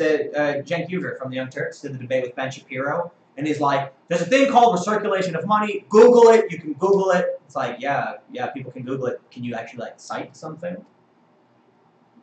I don't understand that. Simply saying he's great, you can Google it, is not backing up your claim. So I'm not just saying he's great, you can Google it. I'm saying you don't have to have my faith. I'm telling you he's a well-known science communicator and he's a neuroscientist. Listen, you know, man, we don't got to talk about this. The point I'm making is not whether or not Floyd is good or bad. It's the fact that you will arbitrarily choose to believe a source over even another mainstream credible source, over some dubious opinion of whether or not someone could truly interpret data correctly. And what I have tried to express, and I'm sorry I have failed in this, what I have tried to express is that I am not refuting the data of Harvard. I am saying that your interpretation, right? No, you're not. Steven Novella is alleging that some people have a bad interpretation of it. So you are misattributing the concept because some smart guy said people misinterpret this data. Yes. Surely I must as well, which is a logical fallacy. I am yes. And if you want to say it's a logical fallacy, that's fine. But I am trusting the expert to interpret the data better than we have done in this conversation. Right, well, I can have some random guy comment on something, or I can just read what they absolutely said about it, and then, see, here's the thing. I'm not going to... But he's not... I'm sorry to interrupt you. No, none of that matters. I don't care who he is. He could be the fucking president, Mother Teresa. He could be the fucking inventor. He could be God, for all I care. Mm-hmm. Right? Well, actually, no, if God could prove they were God, I'd be like, whatever you say, boss. But the point is, you are choosing to believe someone. That's it, period. Yeah, absolutely. And you're using a logical fallacy of his statement to somehow discredit the study. But do you not, again, I know I've been a broken record on this, and I apologize for those following along. I am not discrediting the study. Right, I understand it. You're not hearing me. Oh, because you said discredit the study. He's saying you don't understand the data. No, I understand the data is fine. So what's your argument? So here's my question. So he's out of the picture. Why do you think... I understand the data. Okay, why do you think that you understand a meta-analysis of fluoride intake better than a neuroscientist? Well, because he broke down and explained it. I said, oh yeah, I get that. Yeah, of course. He said people misunderstand the data. They actually don't realize that high levels could actually be illegal. Oh no, I get that. Yeah, right. Yeah, sometimes they're illegal. Yes, high fluoride is bad. Period. Okay. So you agree with Steven or you don't agree with Steven? It doesn't matter whether I agree with him or not. I understand what he's saying. And you're trying to use the fact that he's accusing other people of not understanding as some kind of point of argument, which it's not. I now don't understand what point you're making. The point I'm making is that you are arbitrarily choosing to believe something that literally has nothing to do with the statement about fluoride. This is a guy who said, in my opinion, people don't understand the data, okay? Then you are of the opinion that he is of the opinion that is correct. So let me tell you what I think someone... Oh, let's talk about something else. Go ahead, yeah. Let's move what else should we talk about for another... My apologies. I know you have all been very patient during a back and forth, and I hope I haven't been too... Someone's asking if I'm using an appeal to authority to justify my position, just like that SJW. No. What I'm saying is that I don't believe things based on absolute faith. If someone comes to me and says, I'm a witch doctor who can fly, I'm going to be like, good for you. Sure, like, show me you can do it, otherwise that's fine. If you're a doctor who says a vaccine prevents these diseases, I'll say, sure, show me you can do it, and that's fine. Now, in my personal experience, growing up in a technological society, I believe there is a greater likelihood for certain things in which I've experienced to occur again. So that being said, many instances in which I've received medication, I have received a positive outcome or an income described by the doctor as being as such. The doctor says, take this, it'll stop hurting. I do, it stops hurting. I get, I broke my hand. He says, put this on your hand, and then your hand will heal and work again. Hey, that actually happened. It doesn't mean that he was 100% correct. Maybe the cast did nothing. I don't know. But I did this. I got a positive outcome. So I will lean slightly in favor of trusting the doctor more than not. But does that mean that 100% of the time I will absolutely believe all scientific studies, all doctors? No, absolutely not. It means that based on my experience and what I've seen and read, I weigh things very differently. So if Harvard, which is considered credible and is a university that runs laboratories and does tests, says this is true, all I can do is say I can choose not to trust authority, or I can say if all of society will move in this direction, the best thing I can do is keep a close eye on what's going on and make sure I can pivot if this is incorrect, but trust that the majority of humanity is getting it, at least to a certain degree, more likely to be correct than not. And so everything I do is based on probability. I'm very observant. And so this is why during riots and things I don't get arrested, right? Many people who follow my coverage will know that I have never actually been arrested and brought to a police station. And I always get activists saying, Tim, how come you don't get arrested? And other activists say, Tim's clearly a Fed, they won't arrest him. No, it's because when I go into a situation, I'm paying attention to everything because I don't make assumptions about what's going to happen. Well, I should say I do make assumptions about what's going to happen, but not to 100%. I say we have a 30% chance this cop does this. We've got a 10% chance this cop does this. There's a 3% chance that guy's going to throw that brick, and there's a 70% chance we're all going to run full speed and then get pepper sprayed. And because of that, when I take my actions based on probability, I say I'm going to make sure I allocate around 30% of my focus to the fact that these cops might start arresting people. And that allows me to often be more prepared or more ready to pivot when everyone's running into that police kettle. I actually have already thought about the probability that could happen and taken some precautions and allocate some of my focus to that. So in one instance, in New York, this was about 5 years ago, all the protesters are marching, and the police start walking up the sides. And I say, okay, the police are walking up the sides of the protest, which means there's an increased likelihood they're going to perform a kettle. They're going to start a pincer move, which surrounds us on both sides. So what did I do? I moved to the far right side as close to the police line as I could, and then as soon as the police actually made their move, I walked into a store which had 2 doors on the corner like this. And they blocked the street off. I went in the store, and then I went in the store, and I also thought, okay, I'm in the store, I'm out of the police kettle. But there is also a probability that I could walk out the door and be fine, or the police might come in and arrest everyone in the store they think is a protester. Or there's a probability they could slam the door and lock it and keep people inside or something like that. So what I did was, I went to the back of the store and looked at an ice cream case and said, out of all of the likely scenarios, the safest thing I can do is just chill in the store like nothing's happening. And everyone who ran to the exit got grabbed by the cops and arrested. And I sat in the back of the store, picked up a chocolate ice cream, and then said, I'm just buying ice cream. And then waited a few minutes, walked out the front door. Because I prepared for all of the different possibilities. I was able to get out of the police kettle. And that is how I make all of my moves, quickly calculating the different variables that could occur, what's the most likely to get me what I want, and turn off any heated or panic emotion. Whereas most people run full speed. When the cops come in to arrest everybody, what they do, they start running as fast as they can, and the cops just grab them, throw them down, and arrest them. And some people slip through, most of them don't. And then we see at J20, 200 plus people get arrested. I got out of that kettle. Why? Because I stayed calm, calculated, and the cop pulled me out after I did everything correctly. Is it the same super chat? Yeah, same one.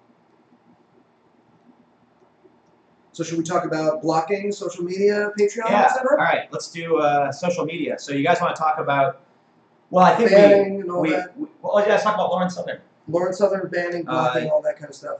Oh, you got a new super chat. Someone said, how is this guy better than Dr. Kehoe? Seriously. Dr. Kehoe said the lead in gas was okay. How is that one guy better than Dr. Kehoe? Do you want to come back to, I thought we were No, I'm happy to go into it. I really am. I don't want you to think I'm avoiding your questions. You know what's going to happen is that in 20 years, they're going to come out and this guy's going to be like, I am so sorry for my role in normalizing fluoride consumption. And you're going to be like, oh, I guess I was wrong. Absolutely. Look, I'm happy. In the meantime, you could have actually just prepared. Anyway, moving on. Let's talk about to be wrong. Lauren Southern got banned from Patreon because Patreon is a progressive company. Right. So here's my thought on this whole banning thing, and we can talk about Lauren's case specifically. And it's going down.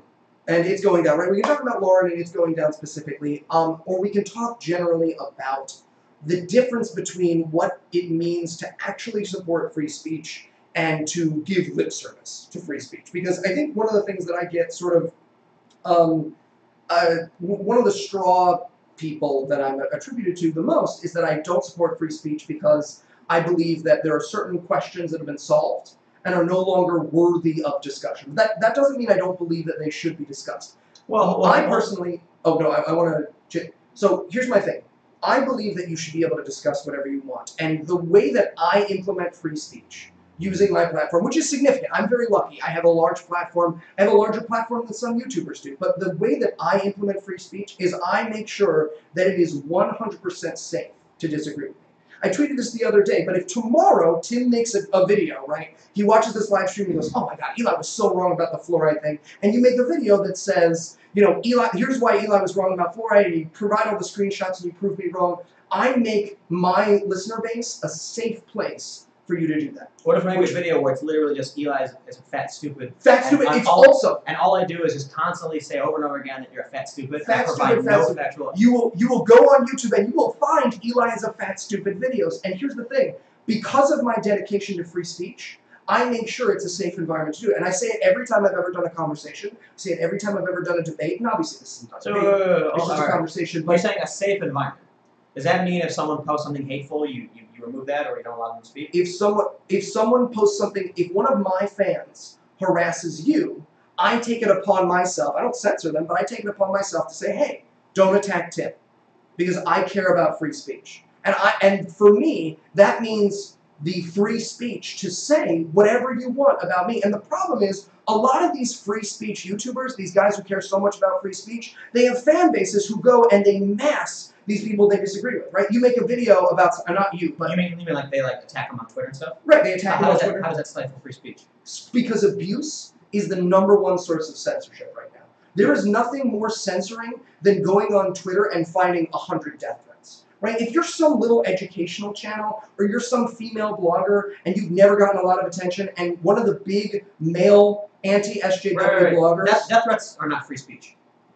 Right, but not just that. Kill yourself. Right? Kill yourself is not free speech. Right. If someone comes onto your channel and just kill yourself is arguable, but I think it needs if someone just lays abuse after abuse on your channel and tries to intimidate you into silence through abuse, they do not care about the Lockean idea of free speech. Not legal free speech. Obviously, legal free speech, you can say you're a fatty fat. That's obviously. I understand what you're saying, but I think you're making a bit of something. You're making a general assumption about a lot of people. Simply because someone is hot-headed and over-emotional and very passionate and frantically online doesn't mean they're trying to silence you. Yeah, they may be inadvertently silencing you, but guess what? It doesn't matter if you inadvertently silence someone. If you silence someone, you are against the Lockean idea of free speech. Okay, but people, right, yes, I agree, but you can't say that simply because someone is aggressive on the internet talking about stuff, they're actively trying to silence people. No, I'm not saying you're actively trying to silence someone when you go on the internet and you're aggressive. I'm saying if you allow this is my claim, if you allow your fan base... How do you allow your fan base? Because you don't understand. And again, I can't speak to other people, I can speak to me, right? I have an audience multiple times this... I could say right now, hey everybody, stop saying the word cuck. And guess what? Even making the joke about it, I guarantee you, as soon as that hits, we're going to see cuck nonstop a million times. See, that's the thing, though. If you just go, hey everybody, stop saying cuck, right? They're all going to go cuck, cuck, cuck, cuck, cuck. But if you make a video tomorrow where you talk about the ugliness of using that term. If you make a video... No, they're going to say, shut up. Right, I can say whatever the hell I want. Right, they're going to stop listening. They're going to stop watching. I'm just waiting for everyone to start saying cuck. And that's what I do to my listenership. When my listenership brings abuse to people I disagree with, I, as a creator, and I'm talking about anyone else's obligation except my own, because I care about free speech and I want you to be... There it is. There's the cuck brigade. Because I want you to be safe. Oh, God! Oh, they're going! An avalanche. That's amazing. Because I want you to be safe to say whatever it is that you need to say. Because I want you to be safe. Because I believe in the Lockean idea of free expression. If cucks were dollars. I use were dollars. Yeah, get that super chat cuck in there. But because I believe in the Lockean ideas of free expression, I make it a safe place to disagree with me. And as a creator, again, my platform, I'm very, very lucky. My platform is multiple times the size of some of these smaller creators who and they go, oh, I can't control my audience. You know what I do? When I see, if tomorrow, and I'll give a real example, if tomorrow I see someone say, Eli, in your conversation with Tim Pool, he proved that he was an asshole and an idiot, I just say, hey, don't tag Tim in this. Don't attack Tim, right? And if you say it, why not? Because you don't deserve that abuse for expressing your ideas. If I care about free speech, right. I understand what you're saying. Right? You agree that I wouldn't ever allow one of my listeners to physically attack allow them. You don't control your listeners. I absolutely control their listeners. See, this is where he's getting SJW territory. These people who watch me are free to say and believe whatever the hell they want. Yeah, here's the difference though. They're your fans. I'm not going to call them fans. Some of them probably hate my guts. Maybe some of them do, but for the most part, the people who watch your channel are your fans. And if you came out tomorrow, for the most part, people who listen to my podcast. I do news. You do comedy. There's a difference. Right. So the people who watch my channel, fans of journalists, right? People might value my work, but people are fans of my channel, right? And I use my influence over those people to create a safe environment to disagree. Sorry, I think someone said, "You're lucky I'm rich and I love you, Tim. You keep glancing over my chats. I want to hear this guy's opinion on Antifa, Pepe, and Kekistan and the clashes between them. Does he think public colleges should ban Confederate flags?" All right, there's a lot of questions. We're gonna go into that one. Thanks for the super chat, the Geff. I'm gonna hit the super chats real quick. We'll come back. Why is safety such a concern? Life is not safe. Wouldn't it be better to prepare people to be able to handle things on their own? We seem to set people up for failure when we create safe spaces. That's victim blaming, abuse, and apologetics. And I'm sorry, when someone says cuck.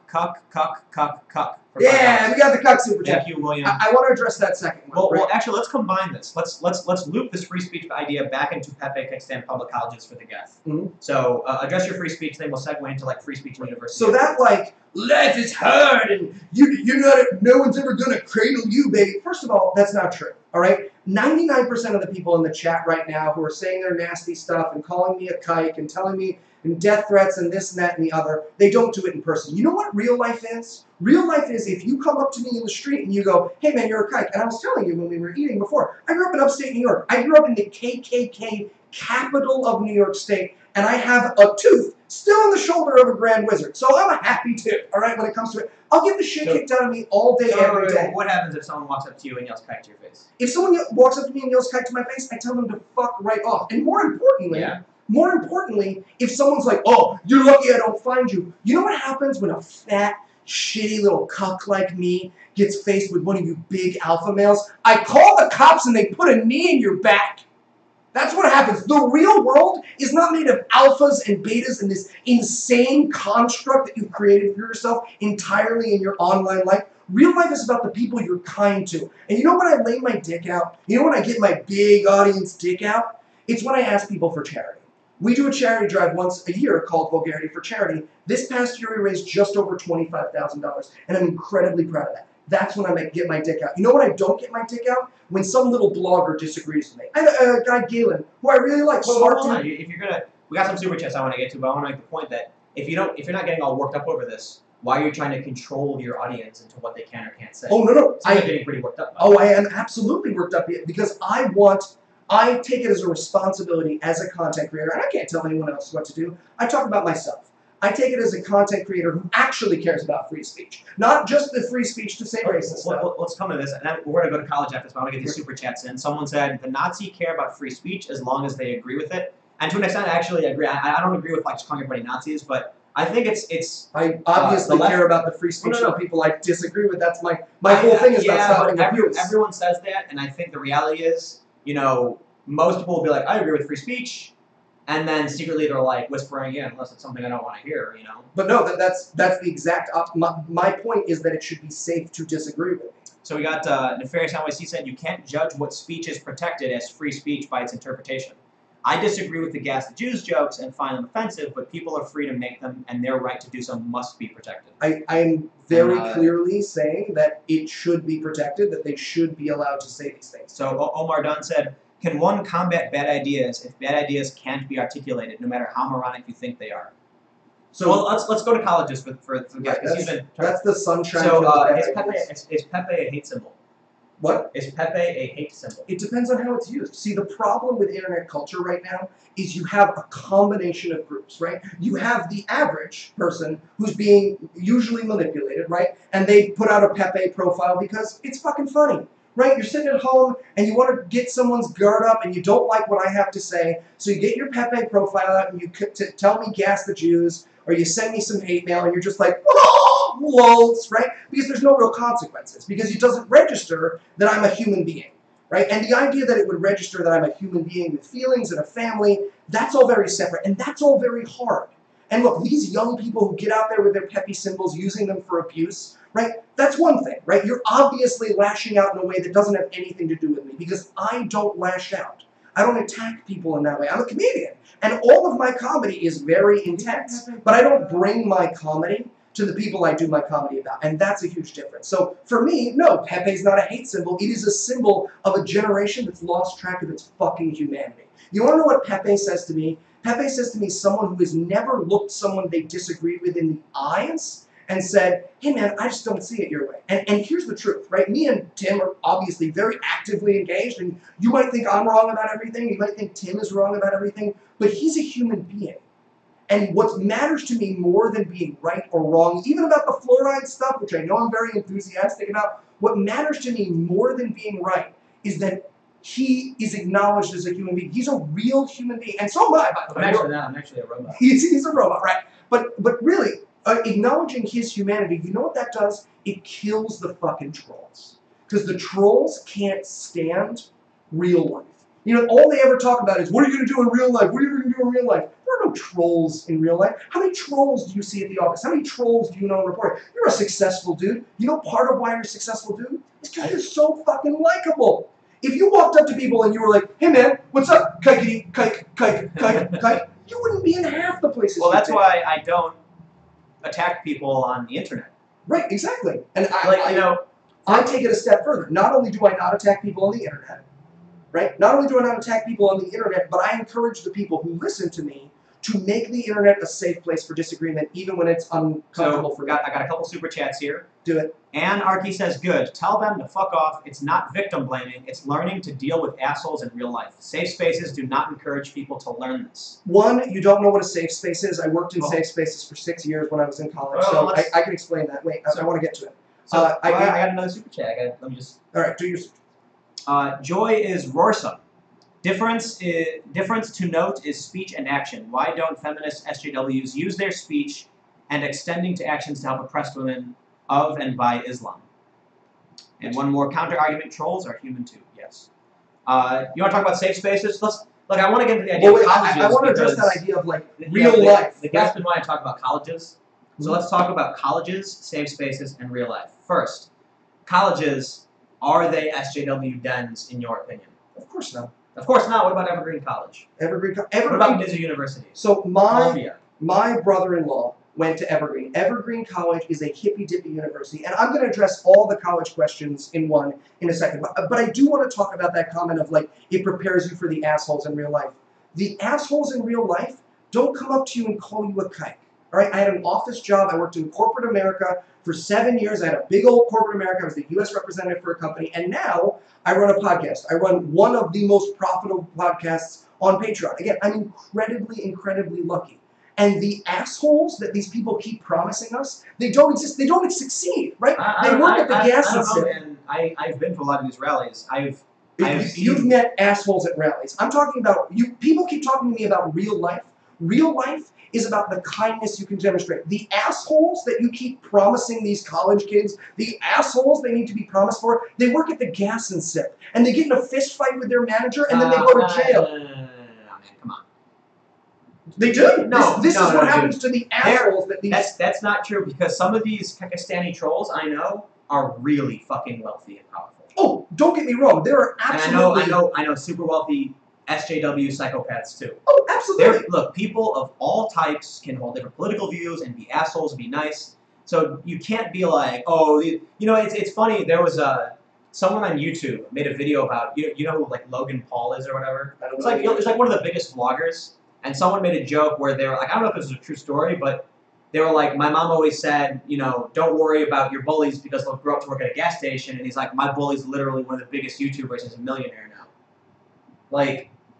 The world's not fair. These assholes exist. Bullies exist. Look, SJWs can be bullies. People on the right can be bullies. It is what it is. Without trying to... Here's a comment for you, I think. All right. You agree with protecting free speech, but the rest of the SJW community does not see it that way. Tim isn't human. He's a CIA bot. Get it right. Well, see, I actually agree with that. I think that there is a huge problem within social justice right now of shutting down dialogue, right? And again, these are platforms that are smaller than mine a lot of the time, and they use their dialogue, and they're guilty of abuse as well. I do not want anyone to walk away from this conversation thinking, oh, it's just the right, it's just the right. We talked for an hour earlier about it's about fucking tribalism, and it's about, and what both sides fail to do is they fail to recognize the humanity of the other. If you think, as a Kekistani or someone with a Twitter profile, the Pepe profile, I don't understand you're a human being, you're wrong. I understand not only are you a human being, but you're a hurting human being. You're an angry human being. Why are they hurting? Because they're lashing out. They're lashing out. Dude, I know a lot of people who hate this. I know a lot of people who love this. Like, I know people who live in San Francisco work for big tech firms, and they love getting off work, going online, and posting crazy-ass, insane, offensive stuff, and they laugh about it. And then, have you seen the South Park episode on trolling? Yeah. Yeah, like, Kyle's dad is like, that's not really me. It's just like, I'm doing it for fun. He's not hurting. He's just fucking around. It's just stupid. It's just a game. It's like, this doesn't matter to these people. There are certainly, and by the way, I highly recommend the series Why Are You So Angry, which talks about Gamergate, but more importantly, it talks about the angry Jack, or the Kekistani, in this case, the Pepe. And largely, I don't think it's about, like, you know, there is a stereotype of the loser sitting in his basement, right, and just, like, typing away hateful things, and I don't think that's true. Well, you said, like, you're hurting people. Right, and this is what I'm saying. I think largely what happens is that trolls, people who consider themselves trolls, are confronted with the realities of something that makes them unpleasant, and they use... Now look, there are true psychopaths out there, right? There are a few people who are just general psychopaths who want to make other people unhappy, right? They want to make other people unhappy, and those people deserve our care as well. They are mentally ill, just as anyone who suffers from psychopathia, just as I suffer from depression, right? I don't blame myself from having depression and needing to be medicated. There are people out there with psychopathic tendencies who also need love and care. Here, wrap up real quick so I get a super chat. I don't want to cut you off. And it's a medical condition, but for the most part, and again, watch the Ian Danskin video from Innuendo Studios, because it's really good and it goes into a long explanation of it. But it's like when you tell someone you're vegan. I'm vegan, right? And when you tell someone they're vegan, I know I couldn't be any less likable, and then I topped it. When you tell someone you're vegan, the first instinct someone has is not, oh, fuck you, I hate vegans. It's, is this person judging me? And sometimes that can create the same I think that's you making assumptions about other people. I mean, that's... When someone says I'm vegan, I go, uh-huh. Right, no, I'm not saying everyone has that reaction. Let me get a super chat. So, Gamer for Games Reality says, emotions change based on the mood, so logic should not be based off your emotions. Without discipline, it will betray your clarity. Well, I want to say one thing, too, is I forgot to say this. Everybody, if you can mash the thumbs up, just, like, keep hitting it, and tell all your friends to do the same. Give a thumbs up to the video. It really helps. And we have another super chat from Michael Isikson. I am a victim of some horrible shit. SJW talk of safe and how they play victims pisses me off. It's so manipulative. What do they mean with safe? So what do they mean with safe? What does safe mean? Maybe you don't need resources, right? There are certain resources that people don't need. And look, it's amazing that you're able to overcome your adversity. I am talking about the people who do need those adversity. I want to talk about safe spaces. All right, so let's talk about, I think it was in University of London or something, where they said don't clap. You can only do jazz hands. Right, you can only do jazz hands. Snaps, not claps. And they also created a safe space for if people felt like the conversation was going to be triggering, they can go into a room with like pastel colors and like beanbag chairs. And you think it's a good thing? No. That's not a good thing. Let me explain what a safe space is, because that is an abuse of the term safe space. So I worked, when I went to NYU, I was at NYU and I worked on something called the reality show, and we received like safe space training where we learned what that was, and then I later learned what that is through school. So the origin of a safe space, and I really want you to keep this in mind if you're an anti-safe space person, the origin of the safe space, and the vast majority of the way that the safe space is used today, is it is an LGBTQ-centric space where a student can go in and speak without judgment, without objection, about their sexual experience. Now, for you and me, we're like, why do you need that, right? I don't understand why someone would need that. You have to understand, when these spaces get started, right, and there is some question about whether or not it got started on blogs, but it actually got started at university. When these spaces got started, there were Christian students walking into LGBT group meetings, and an LGBT student would stand up and say, I think I'm gay, or I think I'm a lesbian, or I think I'm trans, and the Christian student, when it was their turn, would say, I want you all to know you're going to hell. I want you to know they're going to hell. And that would do tremendous damage to people. All the safe space is. Right. I understand. Look, man. I had a friend who, a lesbian friend, and I was in Chicago, and we were walking on the street, and she had 2 female symbols on her arm. And there was this preacher who was preaching the Bible, saying nonsense, and then all of a sudden, out of nowhere, he just points at her and says, "You're gonna fucking burn, you fucking sinner, you homosexual, you'll burn like a fire," all that stuff. And my friend started crying, and I got pissed. And I was ready to knock that motherfucker out, like, "You motherfucker." But you know what I focused on? I was like, let me get my friend out of here, make sure she feels okay, and this guy's a piece of shit. But the reality is, the world sucks, man. And the United States is this magical bubble where dude, you know what drives me crazy is everybody saying like, oh, we got all these problems, and we need safe spaces, and I'm like, all right, I'll tell you what, go to Saudi Arabia. No, I'm not even being hyperbolic. Go to Egypt. Go to Morocco. Go to these countries where it is so fucking bad. I'm not saying that the U.S. doesn't have problems. Of course it does.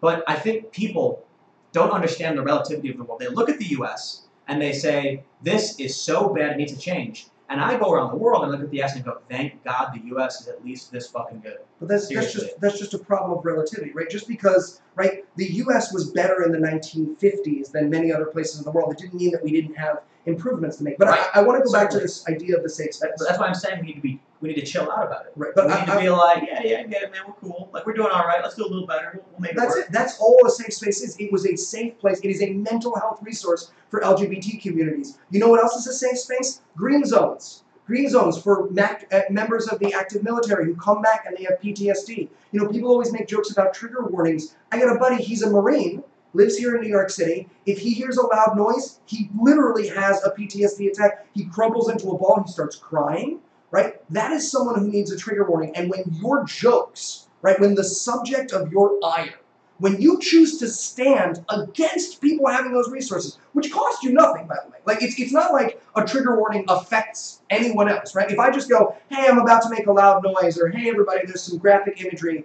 here, it doesn't ruin your learning experience. If you choose to use your time and money and energy and resources to harm other people, my argument is that you are putting your resources and your time and your energy in the wrong places. Make the world a better place for people, right? Got some super chats here. Yeah. Joy is Roarsome says, SJWs say not all SJWs, Muslims say not all Muslims, hence why nothing changes, shifting the blame.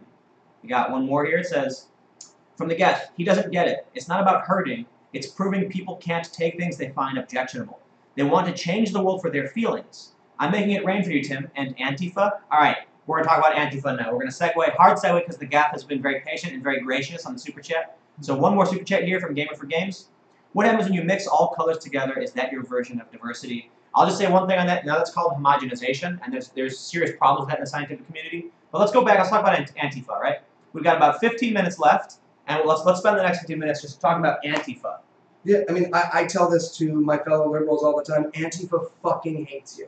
You know, and it's funny. See, he's not an SJW. I don't care what you guys are saying. It's like he's bordering SJW. I think you're masquerading as an SJW, but you're like a normie social justice activist. Right? Oh, I'm one of those normie social justice. Like you're a social justice activist and you're outspoken, but you're not an SJW. Well, that's because I think social justice warrior is name calling the same way Nazi is. No. But like what I mean is, the SJWs are like, yes, Antifa rocks, punch a Nazi.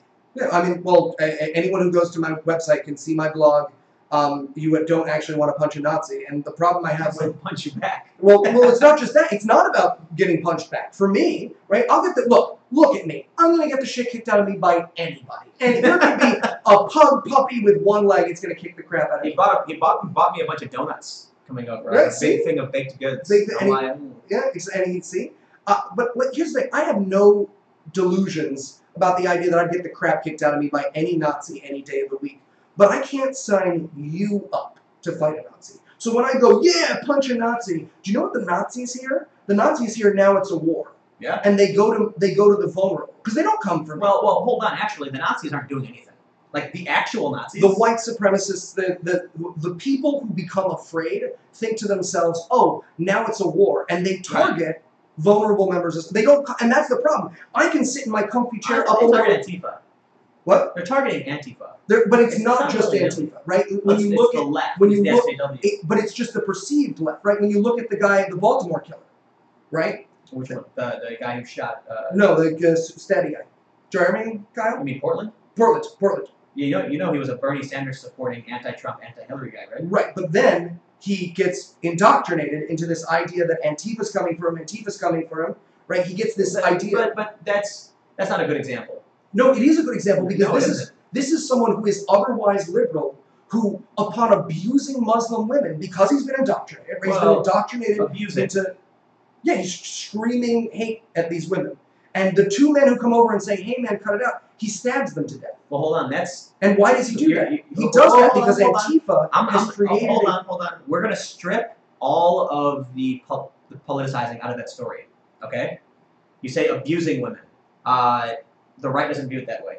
You say two men approached him saying, hey man, the right doesn't view it that way. The base of this story is a man got off a train and was yelling at two women about their religion. 3 men surrounded him. An altercation broke out. He killed 2 of them and he slashed all 3. Just remove the politics from that story because it gets crazy when I try talking to people on the right and they're like, people on the right tell me it was self-defense. I have no possible... I mean, at a certain point, we have to apply the reasonable person test. Well, no. You can't. Look, man. I approach things from a reasonable doubt. We have a story where this guy, there are multiple witnesses. Yeah, and the story is basically removing politicizing. He was yelling at 2 women about being Muslim. Take the fucking thing off your head is what he was saying. 3 guys. Which is hate speech. Sure. I mean, hate speech is ill-defined. Yeah, hate speech, right? So when I said at the beginning, hate speech is ill-defined. Absolutely. But when I said at the beginning that this is the story of a young man who goes on to abuse Muslim women because he starts out liberal. He's a Bernie supporter. He's anti-Trump. Progressive, you mean? Right, he's a progressive, right? But he's always, on his page, he's always been anti-theist. Right, which, again... So his behavior hasn't changed. He's yelling at his women for being religious. He's an atheist. No, yes, on his page, he's like, I want to kill all monotheists. He said, I don't care if you're a Muslim, a Jew, or Christian. And then later, he said, I want to kill all Trump and Hillary voters. Then later, he said, you know what? Screw it. If Trump's president, I'm going to join his SS and go kill the theists. Right, but the difference, obviously, right, is that if this were a young Muslim man who was radicalized into jihad, we'd all agree that he'd been radicalized by jihad. He's not just a random lone wolf. This guy was his listen. It's one thing when a guy yells Allahu Akbar and stabs a bunch of people, right? That seems religious. It's another thing when this guy is like, I hate all religions, and then stabs a bunch of people, and then in his trial goes death to Antifa. Yes. It is literally the alt-right version, the alt-right, I don't know, whatever you want to call it, the alt-right Nazi, whatever you want to call it, version of Allahu Akbar. Someone says, he's a nice guy, Tim, he's just wrong and ideological. Here is a bump to keep your energy up. That is a bump to keep my energy up. Good. Well, let's move away from that a little bit because it's. I want to talk about Antifa. Because I spend a lot of time talking to my fellow liberals. And look, let me ask you a question. Why did the news report Eric Clanton bashing someone over the head with a bike lock? I don't even know about it. You didn't know? Really? Nope. Eric Clanton in Berkeley snuck up to a guy who was on his knees with his hands in the air and bashed him over the head with a bike lock. I don't know anything about it. I can't speak to it. And so we hear about Jeremy Christian. He's this guy who's radicalized. He's crazy. He killed these 2 dudes, and it was a national story. Granted, he did kill people. Like, he did die. People on the left call it murder. People on the right, some of them are saying it's self-defense. But then Eric Clanton bashed 7 people over the head with a bike lock and got arrested for it. And the left, they're defending him. Right? No one. Well, I know, but I mean like the mainstream. No one came to the defense of Jeremy Christian. No one. Like, even people on the right, really sounds like you were just defending Jeremy Christian. No, I'm trying to remove the politicizing from it. Okay. Like, I think it's likely that he gets... what about the right who says that he was acting in self-defense? Yeah, I believe they're based on the stories I've read, there is a potential self-defense claim, but it is likely that he's going to get either manslaughter or murder too. Because using a knife against someone, even if you are in fear of your life, killing them may be argued as unreasonable force. So I actually had a discussion with someone who refused to believe. I said, let me ask you something. If 3 people came up to you and started like yelling at you, would you fear for your safety? Would you? No. You wouldn't be afraid if 3 guys come up to you. You're a short little pudgy dude. Like, I think you're about as big as this. 3 guys surrounded you and started like, what the fuck's wrong with you? It happened to me multiple times. Do you think it's reasonable to assume that some people would be scared by that? Some people would be scared by that. And do people have a right to defend themselves if they're in fear for their lives? With stab 2 people in the throat and then a 3rd one? No. I didn't say stab them. I said defend themselves. No, not if you're not being physically attacked. No. You have no. So in Illinois, assault can be defined as coming within 2 feet of someone. Mm-hmm. Because that may be the legal definition. Hold on. If someone walked up to you full speed and got within an inch of your face and said, "Prepare to die, motherfucker," I would not. What would you do? Use violence first. Do you think it's unreasonable for someone to hit first? Absolutely. To stab first? I didn't say stab. I said hit. Yes. You think it's unreasonable? Yes. If someone comes up right into your face and says, "I'm going to kill you," yeah, you should just do nothing. So that's unreasonable. That is called ways and means. If someone runs at you and says, "I'm going to kill you," I'm going to kill you, you have a reasonable in Illinois. Right. You have a reasonable belief that that person is about to act, and you can act first. Right. Jeremy, whatever his name was, wasn't it? Jeremy Christian. Jeremy Christian was not. They weren't saying, "I'm going to kill you. I'm going to kill you." We do because we have multiple witnesses. Right. But what I'm saying is the story has been politicized. They repeatedly called these 3 guys good Samaritans. They repeatedly said he's a You are more than welcome to believe that the witnesses are all lying, or that I'm not saying they're lying. I'm saying that it's totally listen. You can be skeptical of the when multiple eyewitnesses. I'm not talking about witnesses. I'm talking about the reporting from the media. When the media calls migrant ferries refugee rescue missions, and I'm not even getting into the politics of the left and the right. The right calls them migrant ferries, and the left calls them refugee rescue missions. The United Nations High Commission on Refugees said people coming from the CMR, the Central Mediterranean Route, are not refugees. So when the media is wrong about that, I take what they say with a grain of salt, especially when Eric Clanton bashes 7 people over the head, and it barely makes the news. The only reason it got reported on is because 4chan tracked him down. And this may be the case that 4chan tracking him down actually gave evidence, like allowed the police to actually find this guy. And that's what was reported on. Several days later, they said 4chan tracked down a guy who was on the bike block. There was no great story where this guy was going around nearly killing people. I can't speak to that. I can only speak to your personal skepticism. The skepticism I have is that of what happened. When you say things like he was a harasser and good Samaritans got killed trying to defend these women, I'm like, yeah, that's framing. That's a narrative. I try to strip out the politicizing, and the story basically is a guy was yelling at Muslim women about their religion. Call it harassing. Harassing is a charged term. I get it. We agree that it's harassing. I'm trying to stay away from the politicizing. But that's not politicizing. That's just some people view harassing differently. Anita Sarkeesian said harassment is people tweeting at you, "You suck." I certainly don't think that's harassment. She thinks it is. So I'm going to not use the word harassment. I fully respect your right to say he was harassing her. I'm just saying I'm not going to use words that politicize, that insinuate, because people on the right are going to say it's not harassment. He has free speech. Harassment by law requires multiple instances and a warning. For it to legally be harassment, he has to yell at her. Just say, "If you don't stop yelling at me, I'm going to file harassment charges." There is a difference between the legal definition of a term and our common understanding of it. Right. The point I'm making is common understanding varies from group to group. Right. Legal understanding is the only thing we all agree upon. Let me move to this. Let me move it's true, though. back to Antifa, because we had a really interesting talk about this. I talk to my fellow liberals all the time about old Antifa. Modern Antifa is a large, varied group. It's everyone who put a black flag on their Twitter profile. Who hates Trump. Who hate Trump, right? Yeah. You hate Trump, you're Antifa all of a sudden. But you and I were aware of Antifa when they were so-called, and you actually corrected me on this earlier, when they were so-called anarchists. Yeah. Right? When they were so-called anarchists in Europe who were talking to reporters and saying, "Oh, no, what we do is we disrupt peaceful protest because it's a tool of the bourgeoisie." And when I talk to fellow liberals about this, or fellow progressives, whatever you want to call me, when I talk to them about it, I say, "Hey, look, Antifa fucking hates you."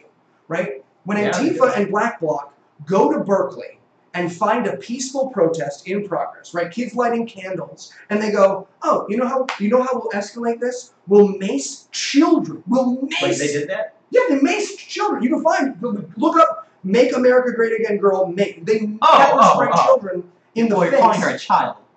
I mean, she's 19. She's a fucking kid. No, she's an adult. I don't buy that. I don't buy the college students are adult thing, but that might be something else. Legally, they're adults. When they go to but I remember what I was like when I was 19. When they go to a peaceful protesting process and they mace and attack and physically assault these young people in order to disrupt peaceful then they light property on fire. They feed into a narrative of conflict. And who comes to that narrative of conflict? Based stickman, right? It's escalation. That's what Antifa was. I think everyone agrees, though. See, that's what I'm saying. I'm next to W if you think Antifa's wrong. Well, because I think so let's we got like 2 minutes. We got a minute left. Minute left. And let's talk about It's Going Down, accusing me of seeking, like, they're like, he privately got in contact with the CEO of Patreon, Jack Conti, to get us removed. And the email I sent was like, hey, Jack, I reached out to your spokesperson for comment. Just wondering, do you have a page called It's Going Down that in some instances have advocated illegal activity? I'm wondering if you could comment on this. It would help clarify your company's position. Literally, as what journalists do, they're like, I need a comment. And the reason I needed a comment was that tons of people have been saying, holy shit, Patreon has supported Antifa-associated groups. They've taken on conservatives. And I said, okay, like, let's find out what's going on here. So now I'm inundated with these like Antifa-aligned, zealots who just make stuff up. They literally make it up. They're making up things like one guy is saying Tim Pool's contract was dropped by Fusion. Like, what? That literally made that up. No one has ever talked about my contract with Fusion. I tried quitting Fusion a year before my contract expired, and they held me to it. But I don't understand, like, I've never had anyone on the right make up insane lies about me. Oh, I have. It's no fun. Like, I've seen people post stuff. You know what I realize? I think the fringe right and the fringe left are very similar in that they're extreme. And so I would say it's not unreasonable to hear that super far right extremists make up things, and the far left extremists do. But in my experience, I can flat out be like, I made a video where I'm like, hey, I disagree with Lauren Southern. She made a video where she walked to this neighborhood, and it was like one neighborhood in France. It's not representative of all of France or Paris. And literally everyone was like, well, we disagree with you, Tim. And that was about it. I make a video where I'm like, Patreon has supported in the past this group, which has posted articles in the first person, which have advocated illegal activity. And all of a sudden they're like, Tim's a Nazi. We can prove it. They make stuff about me. Oh, Tim stole money from Occupy. Tim can't get work anymore. He's so desperate. The only thing he can do is associate with Nazis. Like, they literally just are going tired of making up insane psychotic shit. And I'm barely even talking about them. I mean, I can't speak to that. I don't know the folks from It's Going Down. I can speak to, if you want to read some super chats, but I can speak to Patreon and what I think Jack is doing. Because we are, again, we're very lucky to be one of Patreon's top creators on my show. You're not worried about them taking you down? No. Why not? I will tell you why. I think, and this is just my opinion, maybe Jack can come out and say, no, Eli's wrong, and he's kicked off Patreon. Is the amount of money you make on your Patreon public? Yeah. What's your Patreon? Patreon.com/godawful, patreon.com/scathingatheist. God Awful? Yeah. Is that the big one, or? There are 3 different shows, and they're around the same. Oh, look, that's you. Which one's the biggest? The Scathing Atheist. So, patreon.com/scathing. Atheist, yeah. And hey, if you've enjoyed me today and you want to support, check out any of my shows. Well, I mean, you got a couple grand in each of these. Per episode. Per episode. Oh, okay. Oh, yeah, that's big. How many episodes do you do? You do one per week? 4 to 5. Yeah. 4 to 5 per week? One per week. One week. So you've got 3 shows. You do one each a week. We do 4 shows now. 4 shows per week. 4 shows per week. Yeah. And each of them pull in. Oh well, there are different shows. So Scathing Atheist is one. God Awful Movies is one. So Citation you're Media so is you're one. getting like $9 grand per week. It's around there, and we also have. So that is absolutely one of the biggest Patreons. Yeah, no, we are we are very lucky to be one of the largest Patreons, and I want to point out we criticize the Quran. We call ourselves the puppy rape guys, right? A running joke on my comedy show is for my character, me, to go, I want to fuck a child, right? That is. Are you serious? Yeah, that is a running How is joke. that a safe space? How is that not painful? That is a great question. That is a fantastic question. Yeah, it is. And the difference is this. We're a comedy show. And when you come to our comedy show, right, when you listen to Scathing Atheist, and I do hope you check it out, when you listen to Scathing Atheist, you know we hang our keys at the door, and these are the guys who are going to say the craziest shit.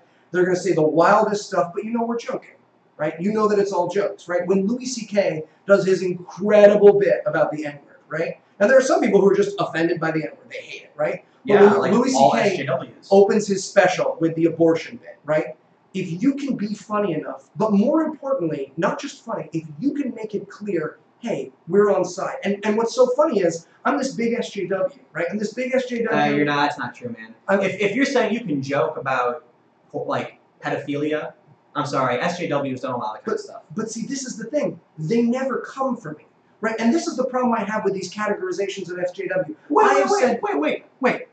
I've made worse jokes on my show than anyone you can name who's ever they don't come for you because you support their ideology. Well, no, they don't come for me because they know there's a difference between the jokes that I make and the real opinions that some people express. It's because at the end of the day, they say, "Are you on our side?" You say yes. They say, "Okay, do whatever the fuck you want."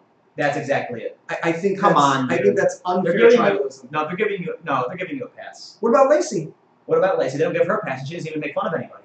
Right. So that's the question. She's obviously was on their side. Right. And they loved her. If she was on their side, they absolutely loved her. And then she comes out and says, "I want to open a dialogue," and they tear her to pieces. You say, "I'm on your side," and say, "Okay." Then you make child rape jokes, and they say, "Yeah, you're still cool." But I'm That's obviously tribalism. Am I not opening a dialogue?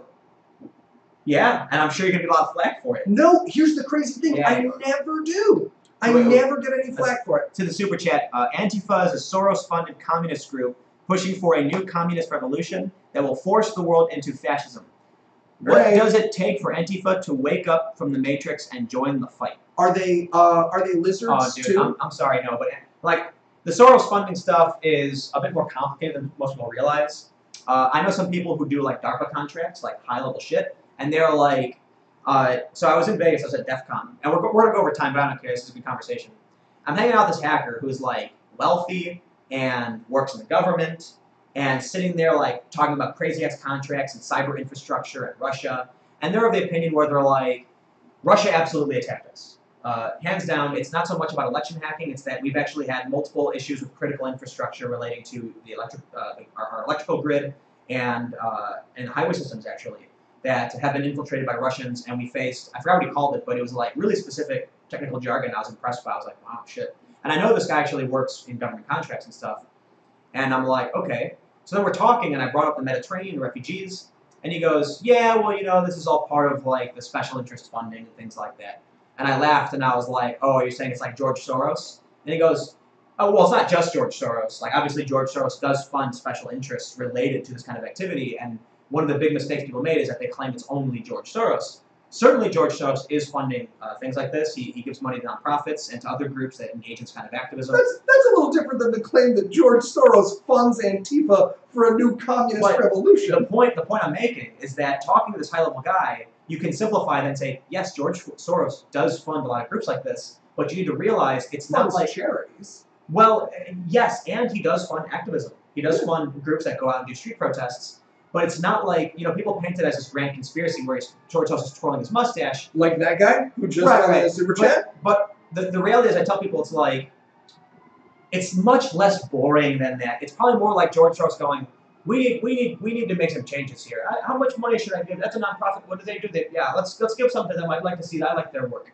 It's, you know, people assume George Soros is going like, yeah, like let's take over the world. Yeah, no, it's the same. Look, George Soros is the new Bill Gates, right? You and I were both media aware enough when Bill Gates' polio move, where he started to, everyone was like, Bill Gates is behind the, you know, the stopping of the children, and everyone was like, I mean, he's paying for vaccines, and they were like, exactly, he's coming for your fluoride. All right, let's start to wrap it up. So for now, what I'm gonna say is, if you haven't already, mash that thumbs up button because that tells the YouTube algorithm that my channel is good, and then that means it's going to show more of my videos to other people, so that's greatly appreciated. Comment as much as you'd like. We're about to wrap up, but go in the super chat and just give all of your money.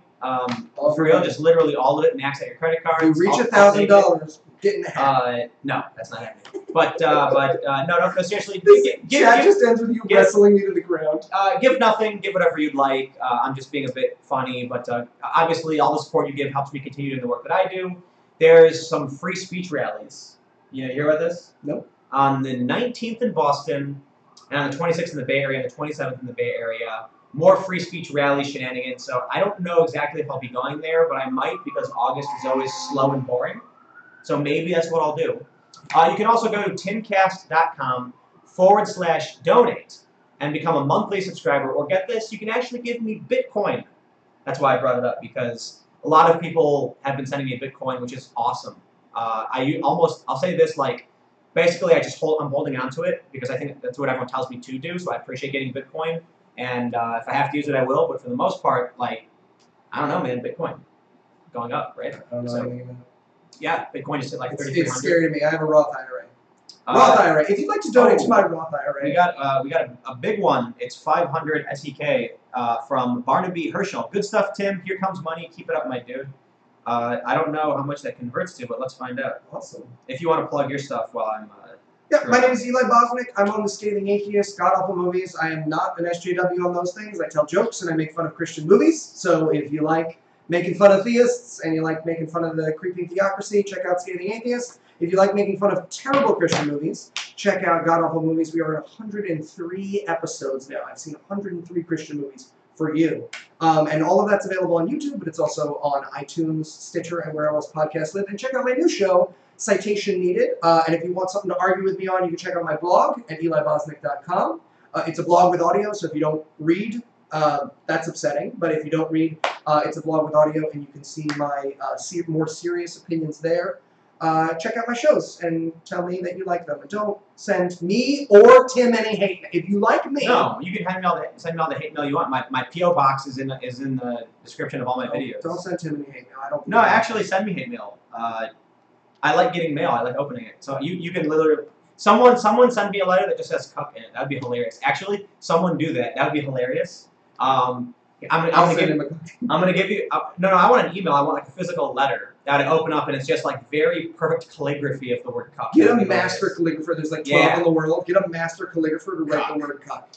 My PO box is 330 Washington Street, Hoboken, New Jersey, PMB 517. Okay, so that's 330 Washington Street in Hoboken, New Jersey, PMB 517. You can find me on Twitter. Get inundated with letters now. You cannot email me stuff, but you can find me on Twitter at Eli Bosnick. It's just my name, Eli, B-O-S-N-I-C-K.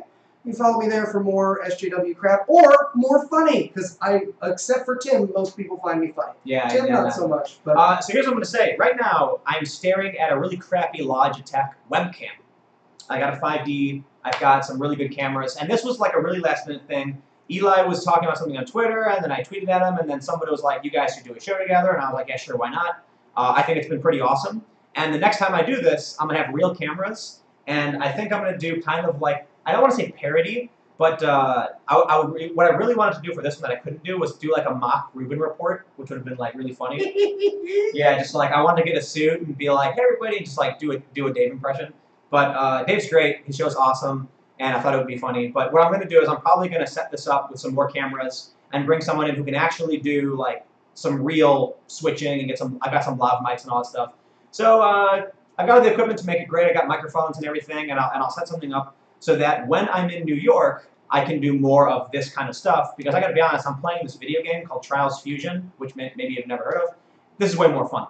That being said, thank you all so much for hanging out for the past 2 hours and 12 minutes. Again. I'm on Twitter, Instagram, at TimCast. Subscribe to this channel if you want more videos every day. I just put out a video about acid attacks in London, which is like freaky, and it's something I wanted to bring up, so I did. And this has been Eli, and you've got all his information. So, yeah. One last super chat for the road. What do we got here? I make all kinds of offensive jokes, but my hate speech. Those hurting human beings, LOL. Well, he got you. I'll see y'all next time. And now, for those that are still watching, I have to wait about 30 seconds. So as soon as I get to the computer, if you don't wait and you end it now, it'll cut the stream off early, and then people will see like, okay, and it just shuts off. Oh, it's the worst. Yeah. News and politics live stream. Nice. And look how crooked the camera is. Like I did a piss-ass job. How'd it go? Wow, look at the delay on this. It's like a minute. Oh, that's crazy. That's a long delay. Oh, God.